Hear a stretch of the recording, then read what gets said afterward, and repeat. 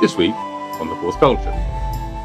I mean, of course lah, we are going to have to be prepared to fight regardless. Well, what do you mean? What's the difference? That's fair. They've got our stuff. They can break our stuff, but they can't break our Afina. Do we just want to go home?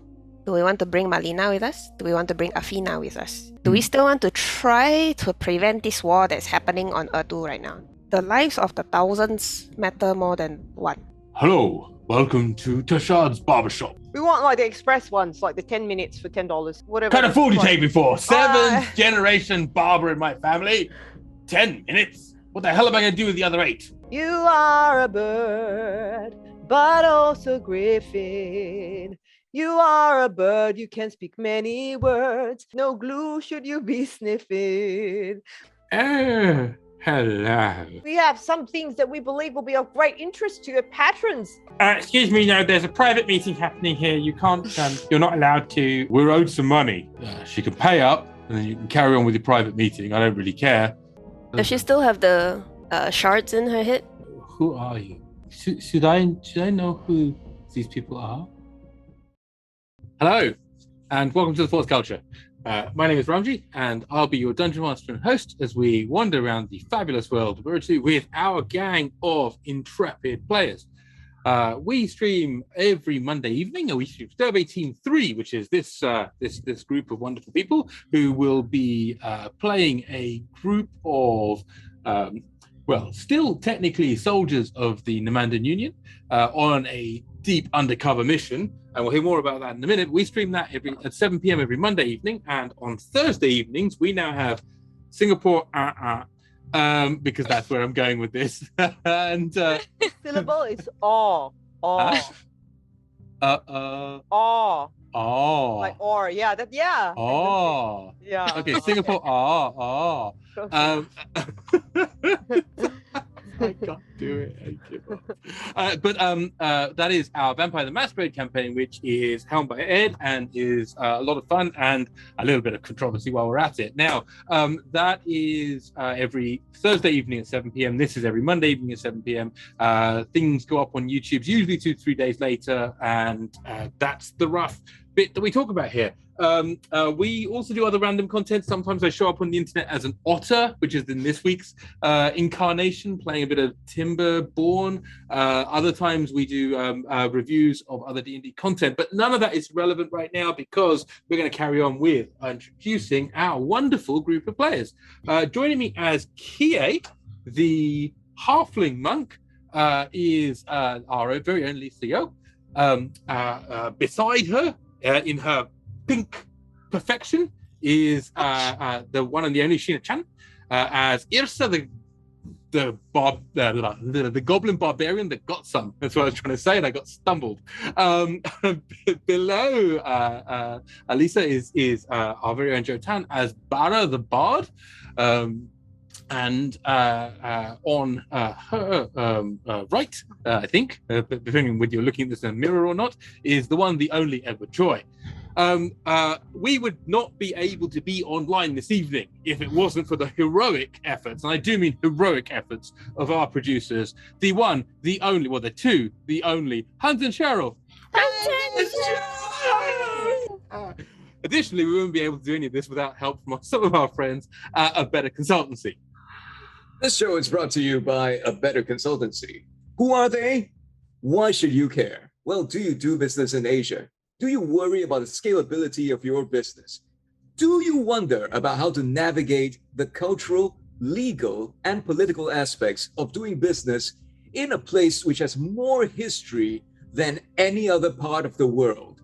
Well, you've come to the right place, because you should head straight on over to their website at www.abetterconsultancy.co, and they will help you unravel the Gordian knot of doing business in the biggest growth market in the world. Yeah. Wow. Woohoo! Someone's on fire today. Thank you very much.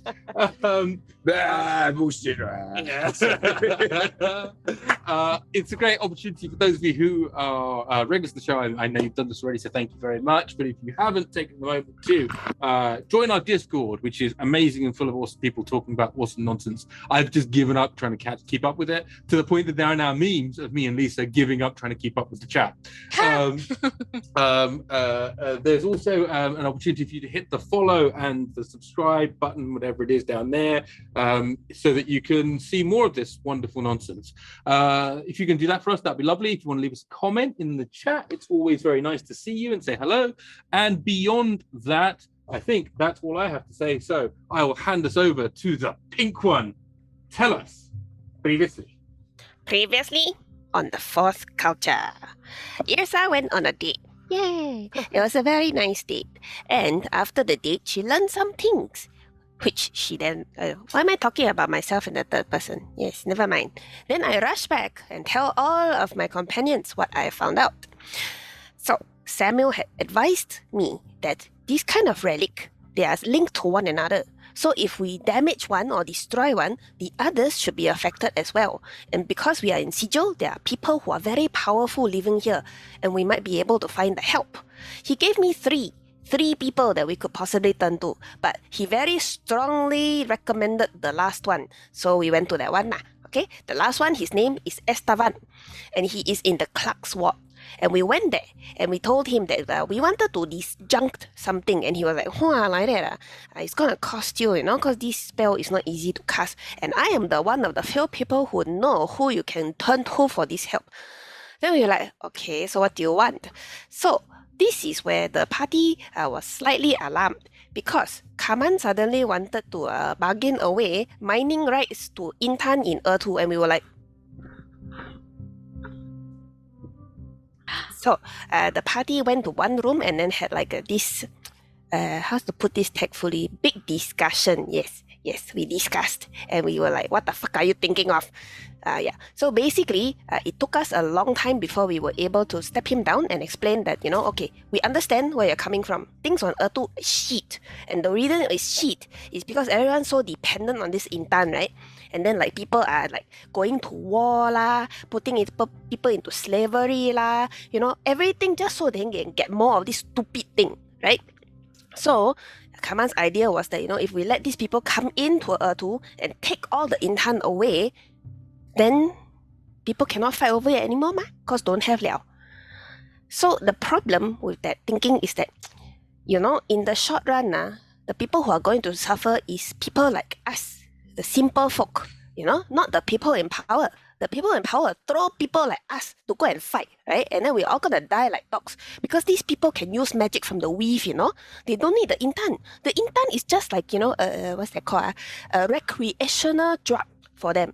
So yeah, after a lot of discussion, we agreed, no mining. We will present them with a fixed amount of the Intan, and then hopefully that will be enough. So after that, we signed this document with him, a contract, so that we promise him to bring him so much Intan, and in exchange, we will find us somebody to cast a spell, etc., etc. After that, we went to visit this Lord Viswanathan, who is very far away. So we traveled them, and then his place was very dark. Everywhere simi sai pun kwa bo. And then after that, he turned on the light and turned out to be a dragon. We are not entirely certain what kind of dragon, but then after that, we found out a little bit later. I tell you the rest of the story first. So we gave him this scroll that Astavan told us to pass to him. Turned out to be his mother's recipe for some dish or another. Great sentimental value. Very confusing for the rest of us. We were like, okay then. Good. So Lord Viswanathan seems to have some kind of, what's the problem? He forget things very fast, He talk to you a bit, then after he forget. So it turns out that he's actually very old. So sometimes, when people get older, this kind of thing happen. And then he cast a spell for us, which was really good, because the second that stupid diadem came out of the bag only, I tried to take over people's mind. I tried to take over Kaman, tried to take over Lord Viswanathan, and then Lord Viswanathan like, no, cannot, fuck you. And then after that, he cast a spell. He struggled in his mind with this boulder, and then after that, he managed to destroy it, and the fragment broke in two. Ta-da! And as we were about to leave, he suddenly spoke to Kie, specifically said, oh, you smell like a dragon, and then gave her a little dragon, actually not little, quite big, a dragon scale, and said, if you bump into other shadow dragons, that's why he is a shadow dragon, show them the scale and tell them that, you know me, as in Lord Viswanathan, and then they will leave you alone. Very good. So after that, Barra cast a sending to Afina to check if she was okay and got a reply that, oh, I am okay. I am at the tavern waiting for the swap. And we were like, a bit suspicious, right? But anyway, as it is, we are setting off for the tavern to see the outcome. That's where we left off. Wow, thank you very much. Yay. So that brings us to where we left you, which I believe is pretty much just having left Lord Viswanathan's place. You're sort of you're on the streets of Sigil, and you've got about an hour or so, I think, before, well, you were due to meet them in the afternoon. That's all Melina told you. And you are able to make your way over in that direction if you wish. Is there anything else you'd want to do before heading to... I do tell the rest that if we want to keep to the letter of the law of our agreement, she wants the last piece of the diadem. We give her the last piece of the diadem in its current state. Okay. And that's the deal. Look, that's all really legalistic, and I appreciate it. You are thinking about things in that fashion, but at the same time, she could say that she returns as Afina, like dead or something. She didn't say unharmed, and like we tried to ask her, and she didn't say, or she could. I don't know, man. Like if we want to stick to the letter of the law, like what's to stop her from doing the same thing? Well, I think we should prepare to like fight in case something bad happens. Like she sounded really weird over that conversation with me just now. I mean, of course lah, we are going to have to be prepared to fight regardless. Always prepared. Yeah, I'm honestly not sure how Afina will be. All we can do is show up and see lor. If he wants to hurt her, what can we do right now? Your potions exploded though. That is true, and we have no money to buy anymore. So I guess I reach out a hand and pet Kaman. You're gonna have to heal. Good luck.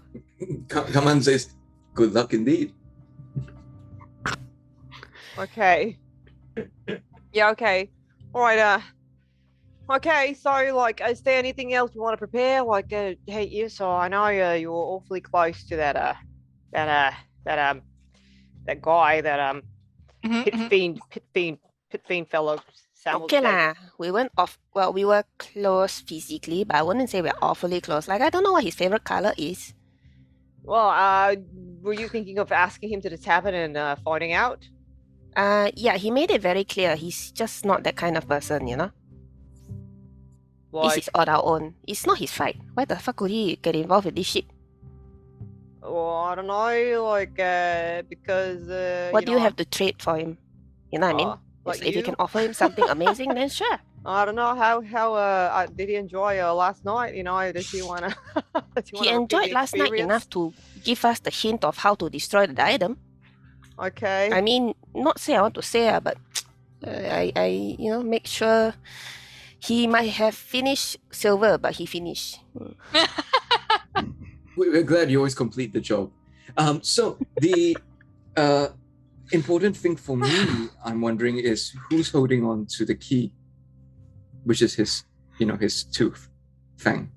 Yeah, I hold up my ring. Okay. Yeah, I don't wanna. So Yrsa, do we want to talk about contingencies? Okay. What are you thinking of? At what point do we say... Do we want to talk about this in the middle of the street? I look around. I don't know where else would be secure. Okay. We could go back to the Angel's Rest, I suppose. Yep. I don't know. We could do that, but Do we have enough time to get back to the Angel's Rest and to the meeting point? Well, there's no specified time. So like she said, in the afternoon. So, you've got somewhere between an hour and 6 hours, depending on how long you want to keep it waiting for. What time is it now? It's around 12:30. Oh. Because Bab's hungry. But he said he'll put it aside because of the mission. Oh, baby boy. or is there anywhere we can Also, you haven't got hunt? any fucking money, have you? No, Yeah, well, we were planning to feed Melina and her buddies to you. Yes. Maybe You just like our eating buddies. people, do you? Is she a demigod? Nah, wait, hold on. Well, no. Okay. It's quite That sounds tough. great. Yeah, like yeah, I don't know. Like as long as you're strong enough, you know. I don't know. I guess should we go and pack our stuff to like so we can scoot on home in case like she sends people after us, or I don't know. Let's head back to the Angel's Rest. Yeah. Okay. We head back to the Angel's Rest. Okay. The no Angel's problem. Rest. The Angel's Rest. What are you planning to do at the Angel's Rest? Discuss strategy and contingencies, then head out to the Fallen Fortress. You got it. Go ahead. Do. So without any difficulty at all, you're back at the Angel's Rest. Okay, you kind of know where you were. You know, again, you kind of go the. You look around, and you think, okay, well maybe we can go this way, and you sort of take a bit of navigation, but yeah, it's not hard, so you figure it out. So I just want to talk this through real quick, so that if the situation comes up, we have something we agreed to do. Okay. Okay. So we go first, first scenario I want to bring up is, what if they attempt to harm Afina? Oh. As in, like in front of us, like she's there and they try and attack her in Well, front what of do you us. mean? What's the difference? What's the difference? Yeah, you mean like, as in like, as opposed to like if they've stabbed her. No, they've as stabbed in- her already behind her back. Yes. Yeah, so if like they present her to us and she's already hurt, is that where you already want to attack them, or you want to wait for them to do more damage before exploding? No, there's no waiting for them to do more damage. What are you, some kind of They like might cold-blooded reptile? Do it. They might just pretend. I mean, What are you talking about? we did break their stuff, right? Yes. Like yes, they we should did. probably break your stuff. I mean, They not that I already want took them all to. our stuff. Huh? They took all our money. Yeah, Fair's so they fair. might break our stuff in exchange. Yeah, well, that's fair. They've got our stuff. They can break our stuff, but they can't break our Afina. I mean, Okay, so You're Afina. You're Afina, yeah. Guys, no. Oi. So Barra, what I'm bringing up is related to how I wanted to propose the exchange, which was we leave the item on the floor inside the bag. Doesn't have to be a bag of holding, could be a normal pouch. We step away, they let Afina move forward, we take Afina, they take the pouch. But what's to stop them from So- just like mage handing the pouch from the ground? Mage hand's really slow. It is. Yes, it is. That assumes one thing, that destroying this fragment didn't affect the other two.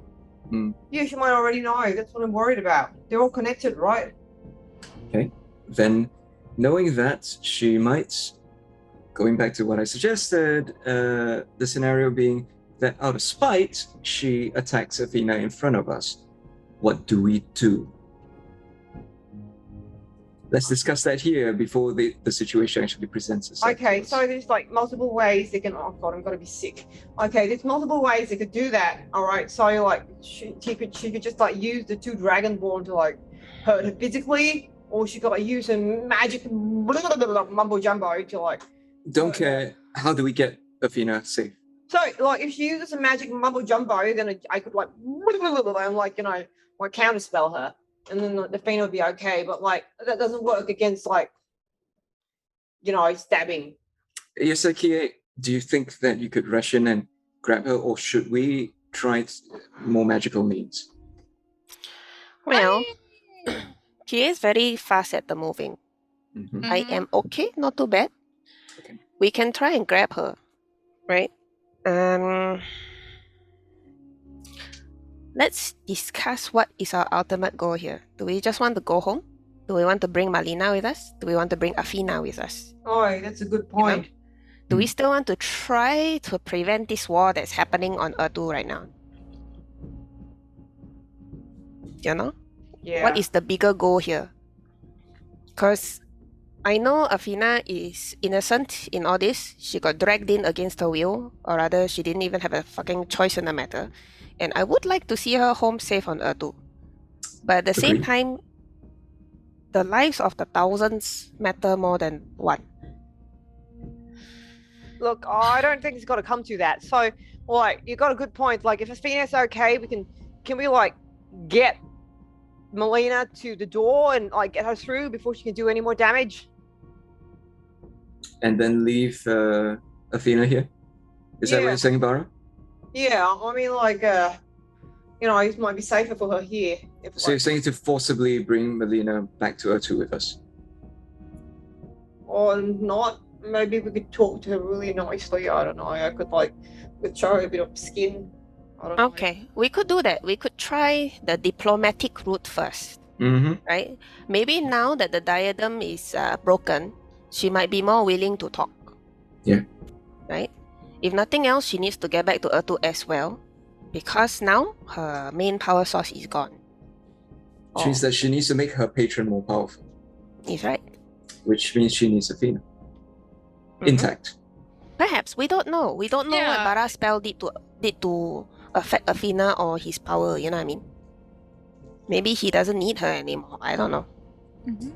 Okay, but let's presume that she needs Afina back intact. Okay. So our ultimate objective is to convince her to go back to Urtu. Mm-hmm. Okay, and then if she won't be convinced, If she won't be convinced, we can try and drag her. I suppose. I don't know how well that will work out. Well, I guess oh no, like there's a higher chance that she wants to go back to Urtu, just probably not on our terms. So like she could like get the diadem and like be really pissed off and then fuck off with Afina. Actually, now come to think of it, that's what she wanted, right? She's got to get back to Urtu, ideally with Afina and close to her kingdom, because she's still got 2/3 of the diadem. She's still really powerful, if we've seen. So she's going to want to get back there to her patron and her kingdom and with Afina. So I guess, do we have to just make sure that we don't lose sight of them, or that we control the situation? How are we going to do that? We have the key. But who's to say that, like, Yrsa's boyfriend is the only person, like, non-toothless pit fiend? I'm pretty sure the other pit fiends around here have teeth as well. That's irrelevant, because if she decides to go through, we can follow. If she decides to stay, we can stay. So we have the option to go if she wants to go, and stay if she refuses to go. So, what's the point of this meeting then? The point of this meeting is to ask for, hopefully, a sort of a place or strategy as to who goes for what and how. For example, all right, do I ready a blade barrier to be cast after Kie grabs Afina and comes back? So the point of this meeting is to get Afina. Well, no, the point of this meeting is to figure out the actions we can do. Not this meeting, like the one later at the tavern. So if like we can follow her back after we've given her the piece of the crown, then what do we want to achieve? We just want to make sure we got Afina back in one piece, yeah? And also hopefully stop a war. Mm-hmm. In that meeting? Yeah. Okay, So the meeting, we start with the diplomatic route. okay, You explain to her, please come back with us. Go back Okay. to the Shadow Grove. All right, got it. Barra ticks off his chest armor. Okay, I'll get ready. Okay, sure. And then the second part is, if the diplomatic route doesn't work out and she starts to attack Afina, okay, we can try and save her. Okay. Okay, yeah. Yeah? Okay. All right, got it. Barra starts putting oil on his body. Yeah, okay, I'm ready to be diplomatic. Okay, There is a third option. We turn up and she's so pissed off by the fact that we've destroyed the diadem, she wants to kill us. Yeah. Then we We fight kill her. straight away. No. No, In that event, we run. because we can't kill her here. No, we get through the door, because if she wants to kill us, we can kite her all the way back to the Shadow Grove. That's true. Then we kill her. Don't need lah. I mean, by the time she's there, then they can deal with her already. Not our tai chi anymore. Like, fuck off. Bye. Yeah, I our want to go job's home, finished. see my dad, man. What the hell? What about Okay. like, can we just make sure that Afina is a priority in all this? Then, like, so we run, but making sure Afina's safe, or she can be your priority? Yeah, I mean, honestly, if she... Look, there's two ways about this, right? A, she kills Afina, or rather, she wants to hurt Afina. In which case, Afina's clearly not important to them. Okay. Okay? And then if we can... How you say... Shit, I've been playing too much MMO. All I can think about is MMO terms. If we can draw aggro... Okay. if we can... Distract her enough so that we can get Afina away from her. Okay, so get Afina away from her and get through the fucking door back to Urtu. Yes. Correct. Yeah. Okay. All right, I guess we should stick really close to Bob then, because Bob's the fastest out of all Yep. of us. Right? I'll be staying on Bob all the way through Okay. because I can't run, as you already know. Yeah. You can do yeah. other things. I don't know. Yeah. Well. I can sit on Bob. So, I mean, if you practice, it's really easy. You just do like a little bit more every day. You just start and then you like go for a walk even. And then after a little bit, you go for a bit more of a walk. And then you just start moving a bit faster. And eventually it works really well. It's like you go from like the street to like 5K really easy. yeah, it's like 100 push-ups, 100 squats, 10 Yeah. kilometers every day, and you lose all your hair and suddenly. Anyway, what I'm saying is fine. Well, let's not go with a specific plan. At least we know Afina is a priority. We start talking. If talking fails, we fight. And if we start fighting, we grab Afina and run. Is that cool with everyone? Yeah. Cool. Okay. Okay. Okay. I think let's just before we go, let's just like look at this map that we don't physically have because it's in Ramji's house, and like memorize the location of where this place is. In case I've got a fucking dimension door, some of us out of there. Okay, so here are the directions. Kaman traces the route in case we get separated. Here's the route to the barber shop. Okay. You take a right So, here. You go In order to straight. use Dimension Door, you'll need to go past the barber shop in order to know where it is. Right, so I can dimension door like 5. I don't know whether it's probably not even within 500 feet of the place, right? You know what I mean? you can go 500 feet in any given direction, right? And Okay. so the point is you'll need to know like based on what direction you're facing, as it were, because it's not like a 500 feet. I've got a top-down view of a map. You know what I mean? So you've got to be able to orient yourself. Okay. So yeah, it's not too hard though. I mean, they're all in the same. They're all in the I believe it's the Shattered something district. Hold on 1 second. Please hold, caller. The Shattered Temple district, indeed. Because what else do you shatter other than teacups? Which is the first thing that came to my mind. It's not the Shattered Teacup district. It's the Shattered Temple district. So yes, in the Shattered Temple district, you're going to the Flagrant Fortress to do this exchange with a bartender by the name of Arthur. And then after that, you will be going to a barbershop called Tashad's Barbershop, which is in the same district. It's actually about 3 streets away. It's not very far at all. Okay. You have to go in, get a haircut, and then he will send you out through a different door to the one you came in. You have to get a haircut. That's what you were told. Okay.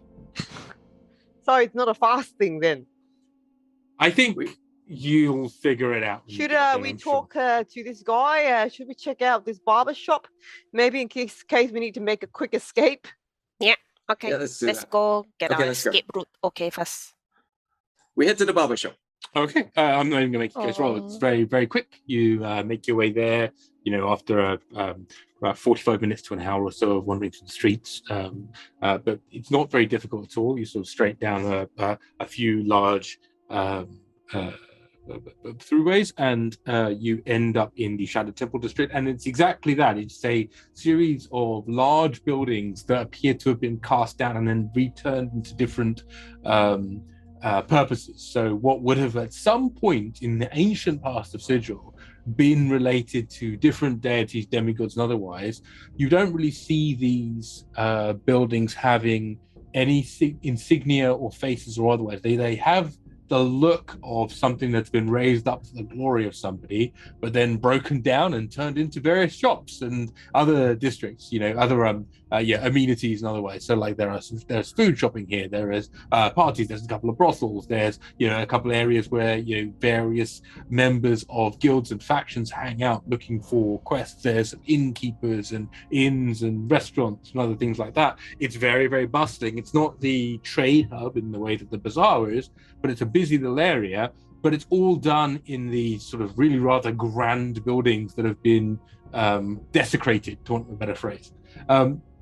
You do find Tashard's barbershop, though, relatively easy, and sort of in this large, sort of dark oak door, sort of stained oak door. You see there's a sort of couple of bits of glass you can peer through. You see there's sort of a series of chairs on the inside, and you are going to go in, or are you going to just know where it is and carry on?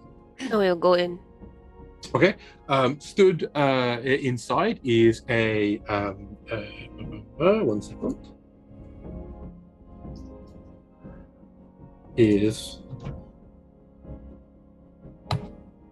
This is when you zone into another area and the computer loads. Ah! Oh. It really does load. You see you see this gentleman. Not a Westie this time. It's not a Westie. It's sort of instead it is a really rather large and imposing, but almost ever so slightly aged creature that stands in front of you. He's probably about 6.5 or so feet tall, but he's got a slight hunch to his shoulders. And he says, hello, welcome to Tashard's barbershop. I can see that you're all in need of some minor maintenance in some cases, or some major maintenance in others. Who's up first? Who can I step? The rest of you can sit over in these really rather lovely banquettes. There's some magazines and newspapers and other things like that, and I'll happily. And he sort of pulls out a pair of very small for his very large stature, sort of small shears, like beard clipper shears, and another set of hairdresser shears, and says, "I'll happily give you a little trim and anything else you might need." Hi. Yeah. Hi. Tashard. This must be you, the famous Tashard of Tashard's barbershop. Hey. That is me. Yeah. Cool name. Hey, we were told by a little bird, just that you have a special kind of door, but to access the door, you need to get a haircut first. And I guess we were wondering if we could get some advanced haircuts in case we need to go through the door in a hurry. Yeah, what she said. Looks at you and says, right. You're looking to use the gate, huh? Yeah. Right. Well, that's it there. And he points at the other side of the shop as he sort of looks through past all these. There's like 4 barbers' chairs, right? In one, you see that on the far end, like right at the 4th one, so in front, there's 4 barbers' chairs, there's 4 mirrors. There does appear to be somebody in the 4th one, right? Just sort of sat there with a sort of a towel over their face.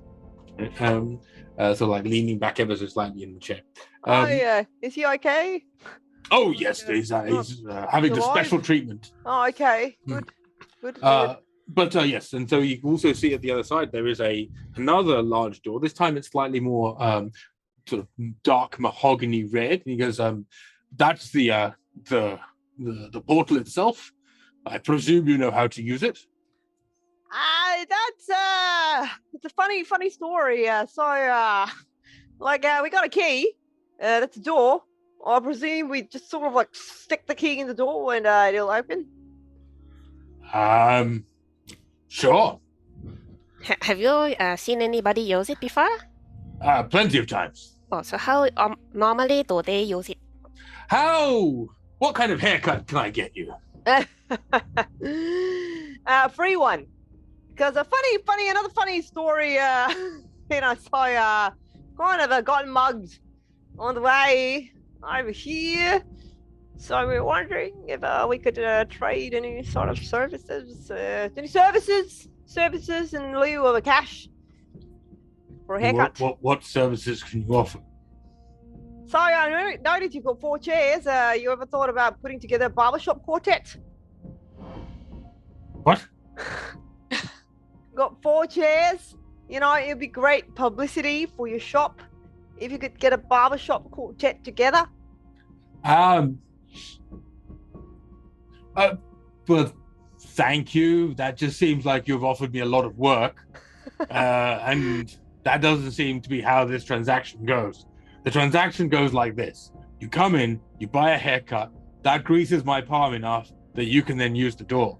If you can't buy the haircut, then why the hell do I have this shop with a giant bloody portal through it? It's just a lot of headache for me. So it's a really straightforward deal. You hand me some money, and then you use the portal.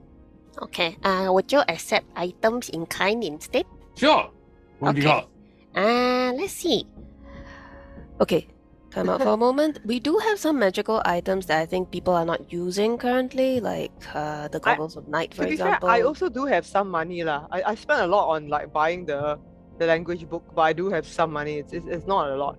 Yeah. But we can trade. Should I just offer the money first, or you want to trade the Goggles of Night straight away? Anything, I mean, it's like up to you all lah. But basically, Yrsa doesn't have much money left because she spent most of it on her items. I only have the jewels. Okay. I have some. Yeah, I think I've got like, I've got a few K left. Okay. I had the shot. How much does a haircut usually cost? Well, varies depending on the complexity of the hair and the sort of the volume and the time it will take. I'm a craftsman after all, but I would say somewhere between 4 and 8 gold. Okay. Yeah. So for the 4 of us,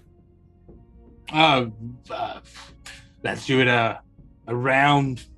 It sort of looks you over and kind of sizes you up and just reads you. Let's do it around 20 gold. How does that sound? all right. That sounds fine. Yes, excellent. Who's first? Okay, so like, strictly speaking, like Barra sort of steps back very quickly, like touching his long hair. It's like, is it compulsory for the haircut, or is it more Yes. about the What kind of place do you take this for? You think I'm going to take your money and just what sort of? I've been a barber for 8 generations in my family. What kind of fool do you take me for? what if a nice shave, like a nice shave, maybe? How about that? I don't have any hair. Okay. I do. Okay. I tell you Yes, what. I'll shave you if you want. Probably Yeah. need it actually. When was the last time you had a shave? Never. Really? Fair enough. Okay. Well, then you definitely need one. But you there with the glistening abdominals. I step back, quickly yeah, touching no. my hair.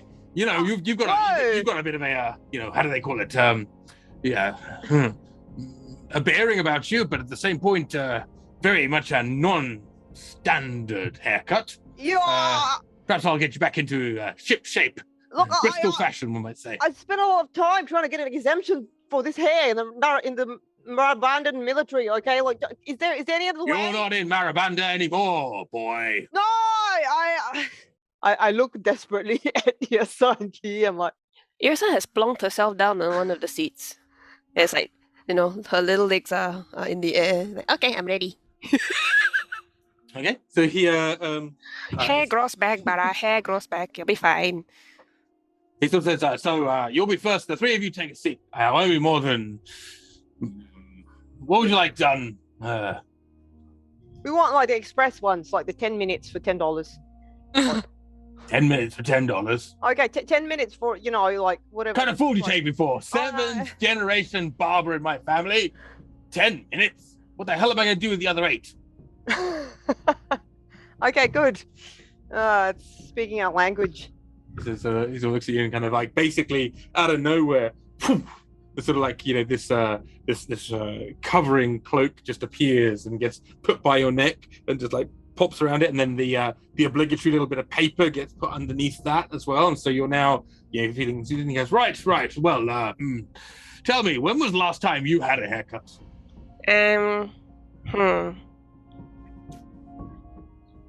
I'll get back to you on that. And does it always grow out like this? Yeah, sort of. I mean, it grows, and then after that, I just kind of like mask it up so that it sticks together. All right. Do you do mask from the left or from the right? From the left. From the left. Okay, fine. That's good. Got it. Okay. And he sort of looks at you, and then he kind of like takes a step back, and he's waving these shears vaguely in your direction, and sort of kind of goes, right, okay, fine, I have it. I think I know exactly what to do. Yes, I trust you. Okay, and then he will. Oh, I got dice one. All right, nice. He gives you a really reasonable haircut, kind of like, covers off some split ends, also does some not split ends. You've got a very basic fringe going on now. Like he's sort of like, he doesn't really mess with your dreads too much. I know you've got a few of those in there as well, but he does kind of randomly just like root in a bit and just find things that are just completely fine with you.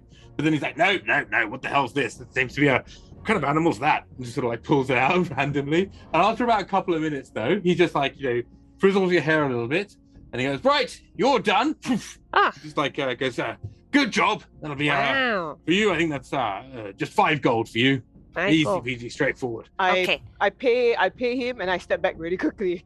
Okay, who's next? Who's next? Oh, that'd be me. I need my beard tailed with. Do you now? Fancy boy, huh? Okay. Come on then, sit down, have a look. I'll leave it to your expertise, sir. Yes, 7 generations of barbers, of course you bloody well will. And he sort of like tips you back in the chair, and before you know it, you are it's somewhere between flurry of blows and a sort of like, a quick hot face massage of like, getting the old bit of blood into the face, and like he's half slapping the shit out of you and half kind of like preparing your face for a cutthroat razor that appears in his hand and glistens and glimmers in the air, to the point where as he moves it through the air, you almost feel like you can see it just cutting the moisture in the air with it so sharp, right? A thick bristled brush of some unknown creature appears in one hand, and then he just sort of frowns at it, and there's sort of like, white cream appears on it, and you're just looking at it going, what am I letting myself in for here? And he's like, stay still. This razor's a lethal weapon, and he just sort of like, covers your face in sort of shaving cream. And he goes, right, do you want the William Riker, or are you after the Vin Diesel? You know what? I think I'll let you decide. Right, you are then. And cool. Minute later, you have a very, very hipster beard. Oh, It is square cut. It's beautifully done. It's trimmed to the side here. You look like you could work in a Brooklyn Starbucks, except it wouldn't be a Starbucks because no hipster would be seen dead in a Starbucks. This is an artisanal pour-over cafe. And how would you like your Yrsa chef? Do you want it with goat's milk or random curd milk? Does it come with a plaid shirt? In fact, it does. Your whatever color your shirt currently is, it is now plaid. And he stands up and he goes, right, well, that's made you a little bit more attractive. Ha! 7 generations of barbers, and that's a good challenge there. I'll give you a discount. Great job, Tashat. Great job. Thank you very much. I feel so with it, so current. There you are. You are hip to the groove, my friend. I pay him and then I back away again. Because right, which one of you two is it? Me. Okay, right, you are then. Have a little seat. Hang on. He pumps it up a bit further. He goes, right, there we go. Okay, good. As for you, what are we going to do with you then? How do you like your hair? Hot. You like your hair hot? It tends to get a bit singed at the end, so maybe you can trim that off. Just a trim. Just a trim, eh? Okay, good stuff. Challenge accepted. Okay, he sort of looks at you and goes, right, okay, fine. And he sort of sets you up and does the same thing. And he goes, okay, right, so, yes, well, let me see. Well, you've got, you're hiding quite the jawline there. Oh, want to free it? Sure. And he cuts off a good third of your hair as it's going down the backside, and he's just like, chunk, and he goes, right, there we go. Good job. Okay, fine. I'll sort your bangs out while I'm at it. Okay, good. There we go. Done. And it's that point that you look down and you see that a third of the length of your hair is now on the floor. He's like, right, come on then. You're up last. Oh no! Please just take off a little bit, okay? I've been growing this hair for a really long time. Like, you don't understand. Like, I condition it every day, you know, and I put treatment on it. Please, like, I just like maybe like half an inch, okay? That's this much. Okay? Look, you know, I'll spare you the like difficulty. I'll just kind of like hold it up, and you just like cut off the end of this ponytail, okay? I don't want anything else cut off, okay? Just sit down. Don't worry. I've been a barber for an awfully long time. My father was a barber. My father's father was a barber. My father's father's father was a barber. Yeah, I know. My father's father's father was a barber. And his father was a barber. My mother was a barber. My mother's mother was a barber. My mother's mother's mother was a barber. And yeah, okay. Yeah, and yeah, like you know, like my father's father was bald, and so it's my father's father's father, and my father's father's father. So like, you know, I've like, you know, you have no idea how long. Well, I do see you are in fact proceeding ever so slightly here. I was going to help a little bit by dealing with this little cowlick receding area you've got back up here. No, don't touch it. It's sensitive. No, it might grow. Don't. Like, I've been putting creams on it every day. I do actually have a little something for that if you need. No, really? Yes. Okay. Okay. And then he sits down and says, "Don't worry about it, sir. I've got you covered." Puts the thing around your neck, everything else, sorts you out.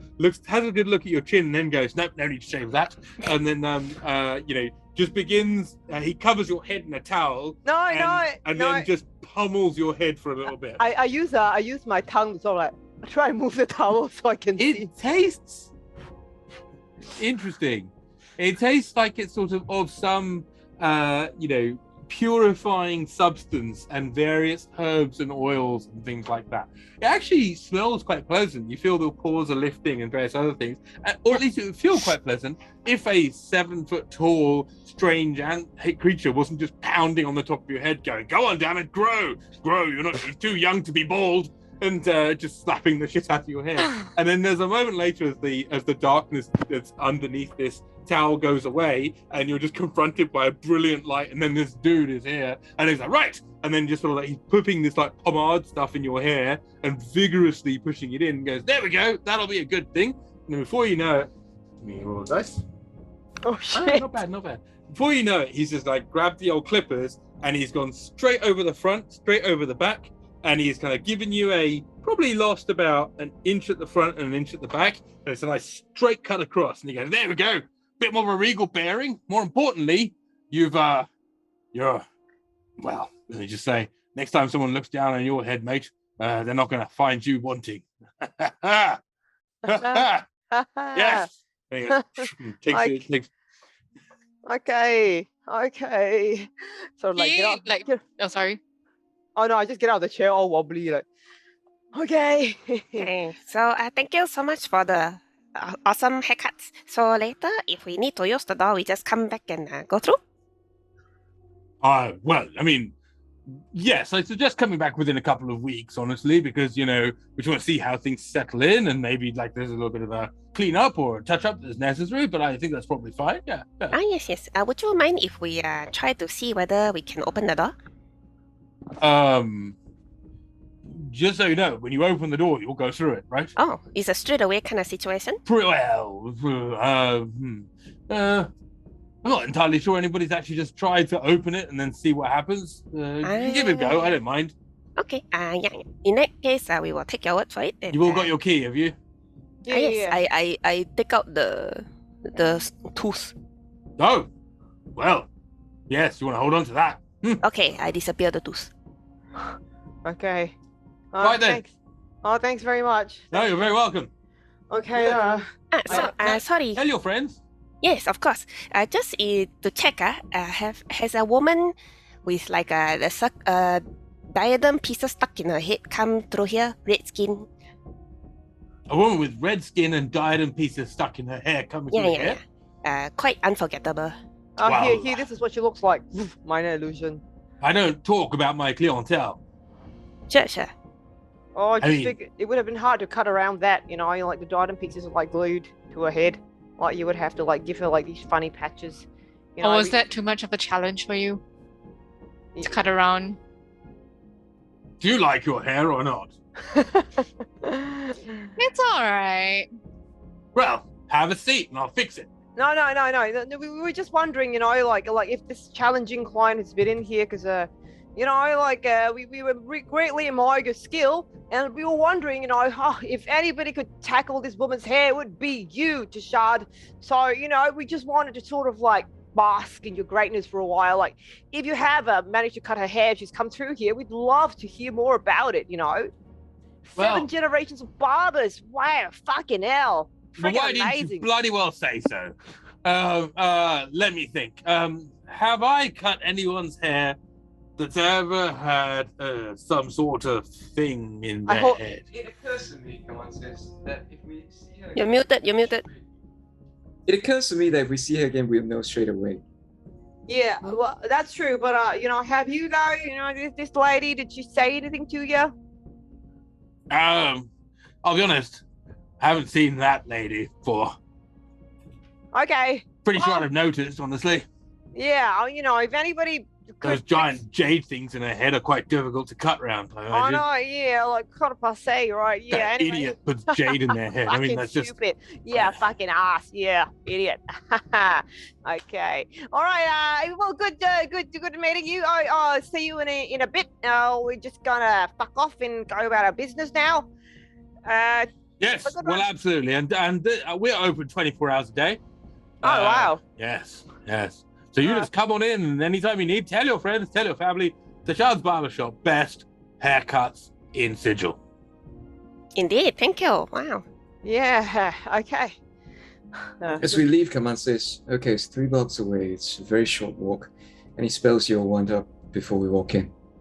Yeah. Barra is busy talking to Kie. It's okay, right? I mean, like, does it look all right? Oh Yeah. dear God, Barra. Kie, how is it? I mean, What? the cut is nice, Yeah. but your roots look kind of dark. Oh fuck! Why didn't you get fucked on my roots? Fuck! No. Well, I'm a natural blonde. I don't know what you're talking about. Barra, Something like- priorities, Barra, priorities. You do notice that you do have a surge of hair in the area of your bald Fucking hell. spot, but it's a surge of dark hair. No, Yeah. you must have fucked around with the color. I don't know. This is some kind of reverse biology shit. So, whatever. What do you know about hair? Yeah, let's go. You got priorities, Kie, priorities.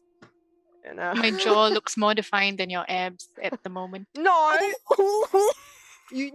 that's not possible. It's not possible. You don't. Yeah, whatever. So's your mother. I don't know. Wow, look at the shadow under there. You're throwing a I lot of know. shit, kid. It's so sharp. It's good. I like her. Sharp like your mother. Keeping Barra in the dark. No, okay. So yeah, what spells do we want to prep, if anything? Like, come on, ask whether we want to prep anything or do anything before we go into. Have we done our hit points yeah. for the day? We have, We right? have- Okay. Sing Song has been done. Sing song has been done. I don't think there's anything else. Yeah. Anybody want? Body don't think lah. Do you want to give Bardic Inspiration to someone before the start of the fight? Because it lasts for 10 minutes, right? Yeah, it's not your mother. And okay. I feel like Lisa needs it, but Kie doesn't deserve it at the moment. I'm looking at Bobby. Bobby, you gonna be okay? Like, Bobby, you want Daddy to sing a song to you? Like I used to sing to you when you were a little egg. Do you remember? Yeah. Oh fuck. What? My What? biggest concern is, can Bob fit through the door? Kella. I mean, I'm assuming it's a magic thing, like, as opposed to a physically walking through a door thing. Which door? that one, the big mahogany one just now. The portal door. yeah. Yes. Do you still have that wand? Yeah, I do. I can use it once. Yeah, I do. Okay, then, problem solved. Okay, but I'm not going to use it on you right now. Okay. Oh, I just had a thought. Come on, before we move away from the salon, the barber, before we move away from the barber, did you want to like sort of like take something from there, like pieces of hair off the floor, and try and memorize it in case we really need to teleport a whole bunch of people in a hurry to the door? Maybe me don't take see. the hair, because otherwise we might teleport to the person yeah. who owned the hair. That's true. Like maybe we should take like a name card or something. No, I need to memorize how the place looks like. Okay, yeah, just go. Well, like go look at it. I look at it. The inside of it, furiously. Okay, You know. you look at it furiously, like you're angry looking at it. Intensely look at it. Okay. Uh, You just have to say, that squinty look it's pretty good. It looks good on you actually. it's a smize. It's a Yeah, smize. it is. I like it. It's very good. Hey, Smize. but by the way, Tashar, do you have like a name card or something? We just loved our experience here so much. We want to take away a bit of a souvenir. Name card. Well, my name is Tashard. Great. Can I see whether there's like chips coming off the wall or anything? No, but there is there are a couple of flyers for okay. Tashard's barbershop that are just like Well, sort of somewhat haphazardly left on the table. but we'll take this and we'll tell our friends. Oh yes, you should definitely take that. What is for that? me? It's a flyer that's been left on your table. Oh, good. That sounds like a very good thing. Okay, goodbye. Take that. Okay, here's flyer Come for back. you. Flyer for me. Okay. All right. Here, Bob. Okay, like I don't know if Bobby wants a song. Yes, it's a happy song. Okay. You are a bird, but also griffin. You are a bird, you can speak many words, and no glue should you be sniffing. We know that you are growing in your teenage years, but we hope that you stay a good boy and rip our enemies to pieces. Yeah. Yeah, I like that. I like that. It was a little long What is while. sniffing glue? It's something you should absolutely forget about. It's one of those. Hey, Okay, I've Who forgotten wants to eat? entirely about it. who wants to eat some princesses? Let's go. Okay. Just a quick note also that if we fight, maybe we don't want to attack Melina because it's meaningless. Well, we don't know. I mean, We don't know. Yeah. Oh, she might be weaker. Fair mhm. point. You're right. I do have concerns though, because last time we fought her, every time we injured her, she healed back, but with the jade. So it might be Yeah. that, the more we hurt her, the more she becomes the jade, which would not be a good thing. Also, Is she's kind of immortal. She's not a deathless like I'm used to, but she is some form of immortal. So back to my question of, if there's a fight, do we want to attack her as a priority? Or like, did we try and knock her out and like carry her under our arms through the door, and like we can give her a really quick haircut on the way through, just like a shave, and we go through.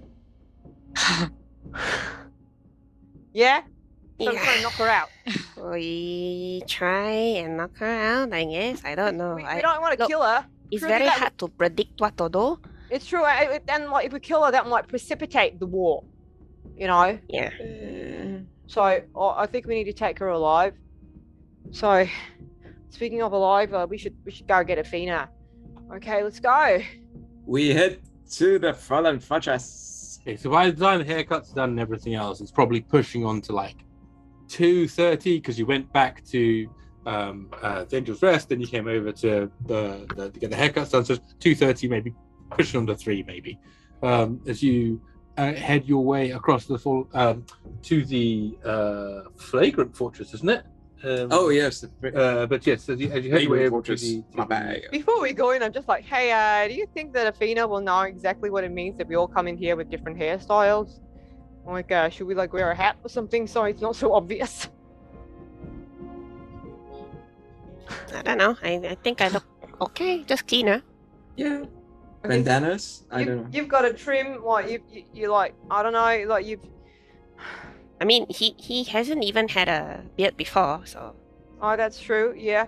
Kie, I reach into my disguise kit. I just pull out whatever hat I can find. What hat do I find, Ramji? in your disguise kit. Yeah. I mean, your disguise kit is more a series of tools, techniques, as well Okay, as like in that random case, bits of material. So you tell me what kind of hat you want to make, and we'll see if you can do it. I mean, yeah, I'm sure you have some kind of a bandana just tie up. No, I've got this. No. I want to give Kie a balloon hat. What is why? So Barra takes out a balloon. goes- Make a disguise roll for me. Go on. Is it a No, phone? wait, Is it a sword? Joe. Is it a dog? That's a 15.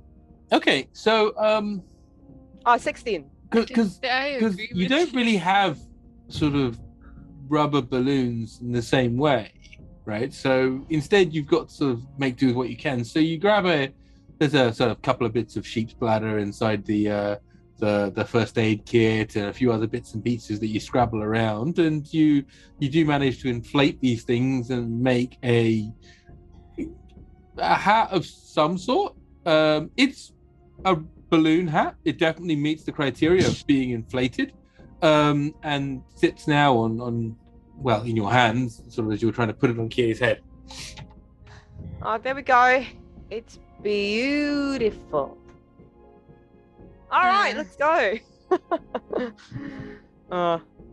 As you head into the flagrant fortress, this is a pretty bare bones stone single large room with a set of steps going up on one side, which leads up to a wooden sort of first floor, and on a bar. Stood behind which is a slightly hunched over human man, probably in his 40s or 50s, maybe slightly older than that, looking a little bit worse for wear, sort of bleary-eyed. There's, as far as you can see, there is nobody else in the main floor of the inn. It is a series of tables, maybe 6 or 7 tables at front of you with a bunch of chairs. There's no stage. There is nobody even at the bar getting a drink. It is just the human that's there. So Bob could come in, yeah? It's like one of those that is like made for pit fiends to have a drink as well. Is it large enough for Bob to come in? Yeah, it's big. I mean, Sigil's got uniformly large doors, so Bob kind of squeezes his way in. Excuse me, excuse me.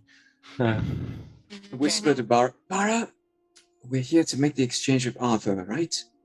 Yeah, I don't know. You seem to have a clear idea how to do it. Like, Is it the put it?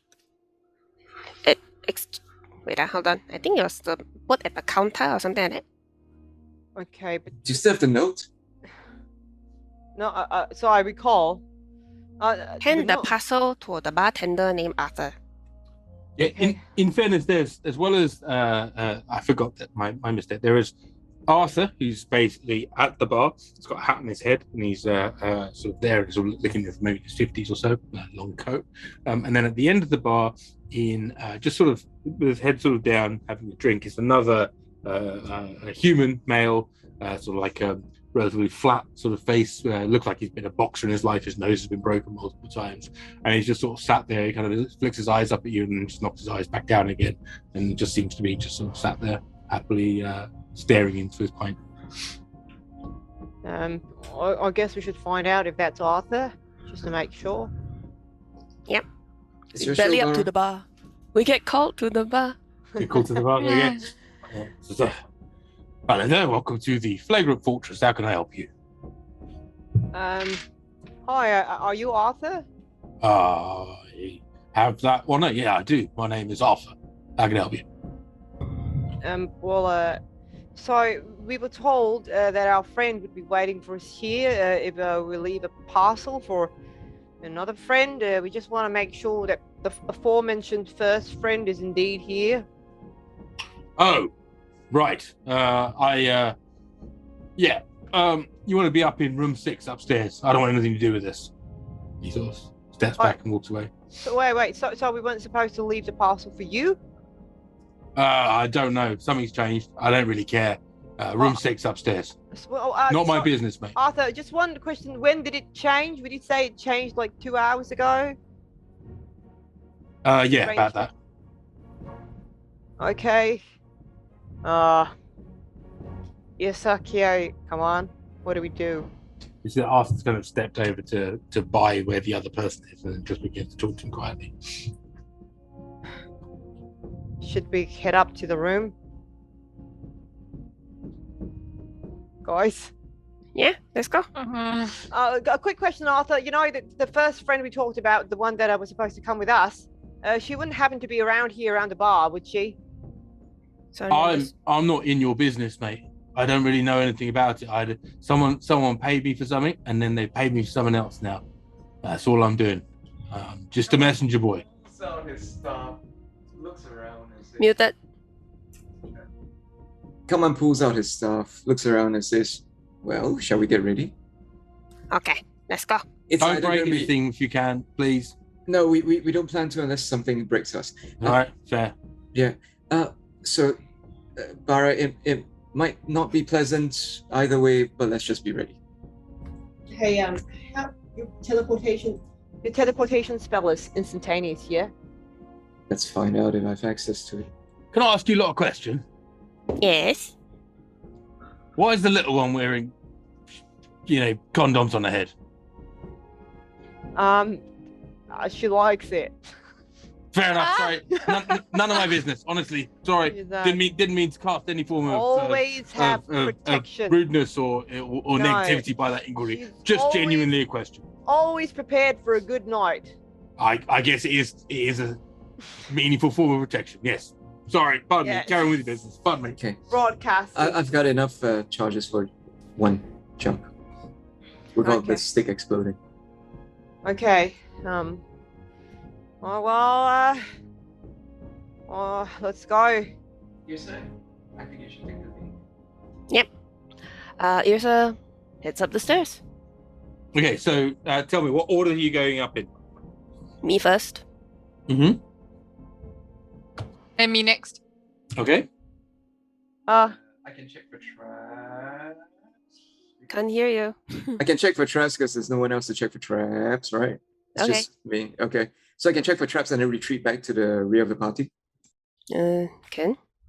okay, so that means Kaman first, then Yrsa, then Kie, then Barra, is it? Hmm?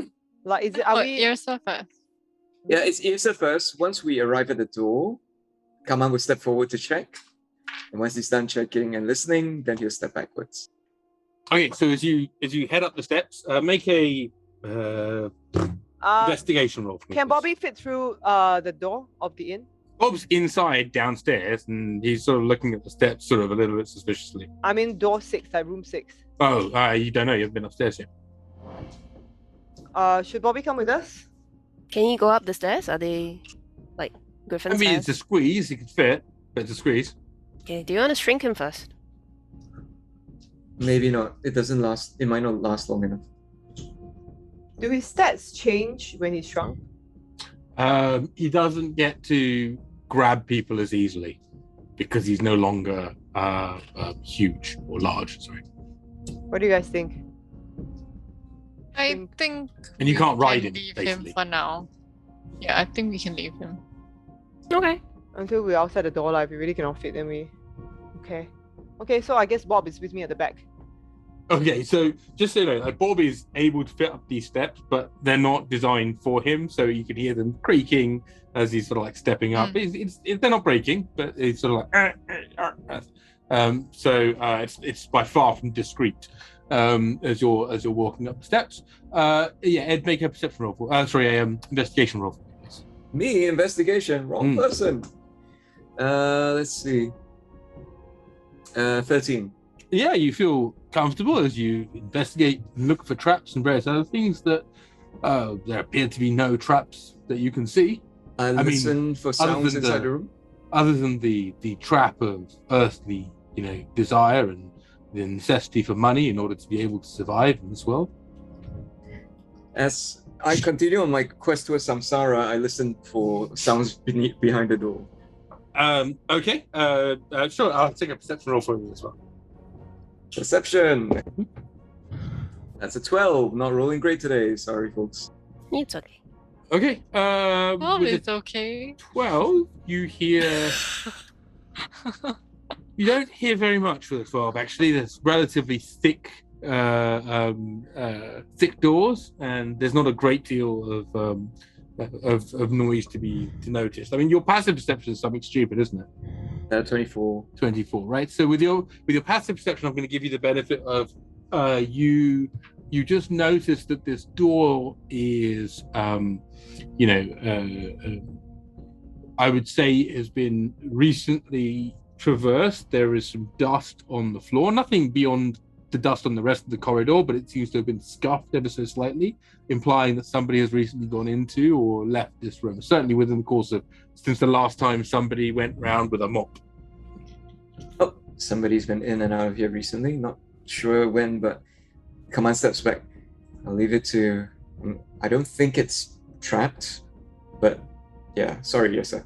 It's okay, no worries. I go up and I knock on the door. You hear a faint voice say, "Come in." Whose Open voice it. is it? Do we know? Not with the relative perception rolls. You just heard someone say, "Come in."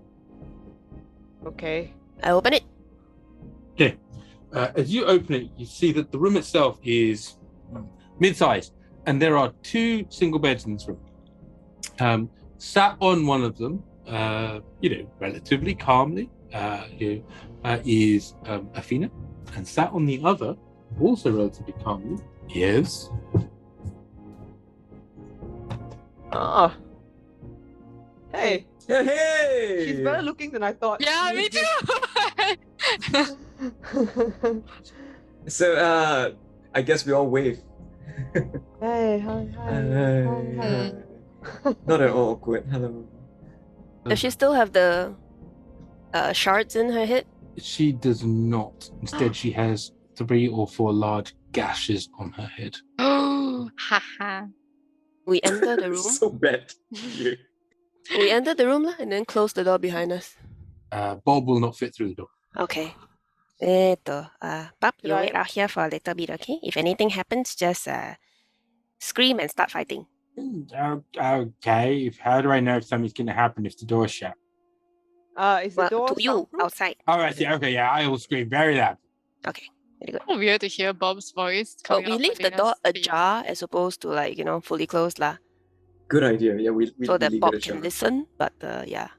Okay, I will definitely listen very closely and not at all be distracted by any food. Okay, thank you. Bob, this is important, okay? Just we need you. We need you here. Paying attention. You're a member of the team now. I say to the ajar door. Oh, okay. I was What trying do you mean now? like as opposed to oh god, never mind. Just be a good boy. Okay. So, as you look into the room and step in, you see, Melina is just sat on the edge of the bed with these sort of large cuts in her head, and says, Would you like us to take a look at that? I gesture at her head gashes. "Who are you?" We're here to bring you home. What? Home. We're here to bring you home. Ramji, did she take the necklace? Jamana's necklace? If she didn't, and I still have it in my possession, I will take it. Continuity. Fuck. Does anybody know? That's from 8 months ago. Yes, sir. I think she. I think. Yeah, she she did. She did. One of the people that's with her took it and showed it to her, and she recognized it. did. I have a dagger. I mean, if you want, it was the dagger that I used to scry on her. Okay. Okay, so says that looks familiar, but I don't recognize it clearly. Who are you? And I cast minor illusion of during my time with Ambassador Jamana. I cast an image of her. Hey, this lady, and then I cast an image of my orc father, whose name had temporarily escapes me. Akras? Akras, that's right. He's not my real father, guys, if you're watching. But anyway, so he's a prince in the Civilized Kingdom, and Akras would like. No, the Shadow Grove Civilized is Malay. Yeah, totally. Sorry. Forget you just saw that. Oh, okay, so anyway, basically, I cast an image of the Civilized Kingdom where we went to visit, and the guy with the many rings in his beard. Like these people, they all want you home. I'm sorry. Should I know who these people are? Okay. Do you remember your own name?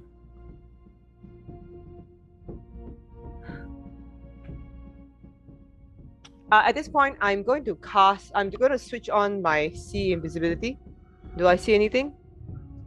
You're casting see invisibility, or you're? Oh shit! I used it already. My black dragon mask. Oh, the blind side. I can't use it. Yeah, because I just want to make sure there's nobody. But certainly within Yrsa's blind sight, there's nothing within 10 feet other than these two people. And so she says Okay. Look, it's fine. I don't know what my name is.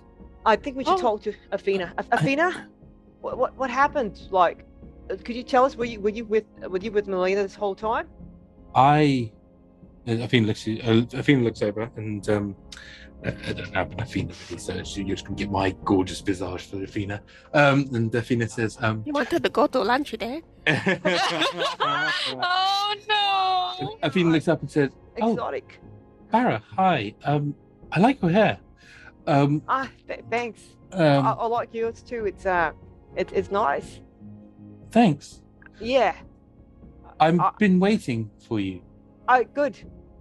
Okay, I'm gonna cast. I'm sorry, not gonna cast. I'm just gonna use my insight. Is there anything weird about her? Make an insight roll for me. Shit, somebody else should have done it. Sorry. Okay, rolling insight. I'm a bit worried whether they've swapped places. Yeah, she's being weird, who knows? Yeah, I don't know whether they have swapped places. She's usually a lot more ungrateful. That's a 16. She seems a bit preoccupied, a little bit confused. I sense Barra's uncomfortable, aura, and the way he's staring at them. And Kaman sighs and decides, okay, so this is what it's for. All right, Eijnar, check this out. Kaman closes all of his eyes and opens only his third eye, and then from the weave, he says one word, reveal, and he casts true seeing. Ooh. Okay. Just the Matrix. So tell me, what does true seeing allow you to see? Allows you into the ethereal plane, allows you to see what else? For the duration, the creature has true sight, notices secret doors hidden by magic, can see into the ethereal plane or out to a range of 120 feet. I mean, the idea is that I gain the ability to see things as they actually are. I think so. So I think you see a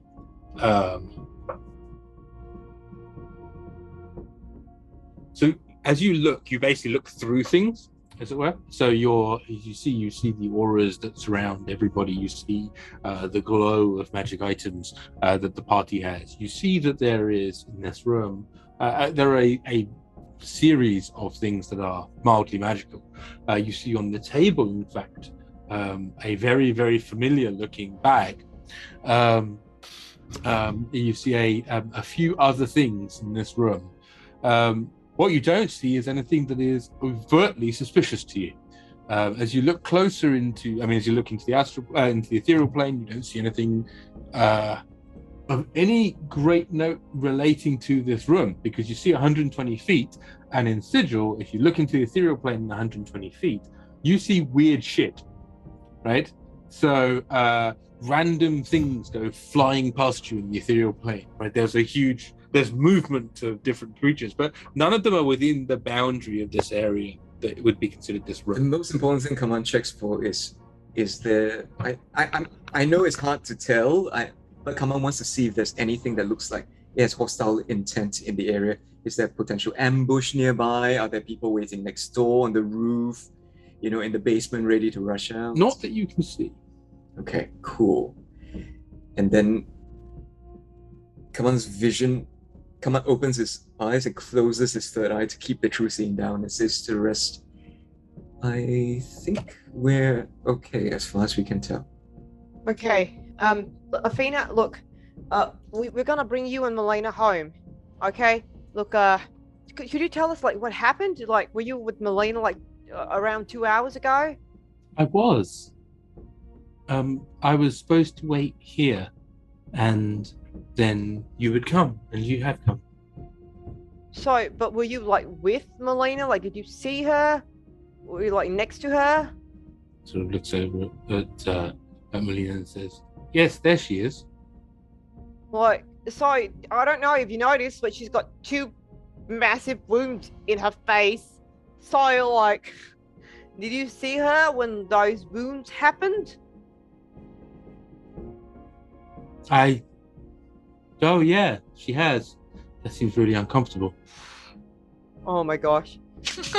Okay. Oh, see, I think. Can Kaman roll insight, or does he? I'm You just. can roll medicine if you want to. Oh, If you're proficient in medicine, you can roll medicine. might. I don't. No, I'm not. I got +2 in medicine, and I'm a bard. You can roll. Anyone who's proficient in medicine can roll medicine. I am a +3 in medicine. Are you proficient? Oh, No. Then no, you have to be proficient in medicine. I am a bard, guys. Relax, there's a bard I in the am house. a bard. Is there a doctor in the house? No, but I'm a bard. I'm like, hey, come on, I'm gonna need your help on this one. Oh, sure. Okay, the secret that I'll reveal is. So, like, I'll tell you later. Okay, so then I'm gonna. Eijnar can't hear you from here. Eijnar can't. Okay, I've stored up my secrets for Eijnar. Okay, I'm gonna roll medicine. Okay. I roll my. Can I roll it separately?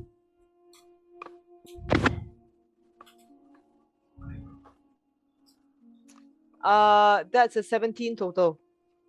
Okay. You get the impression from this that you sort of inspect closely. You ask her to do some basic. How many fingers am I holding up? And very quickly, she appears to be suffering from some sort of extreme concussion, but you can't find any contusion or anything else that could imply that she's been hit on the head.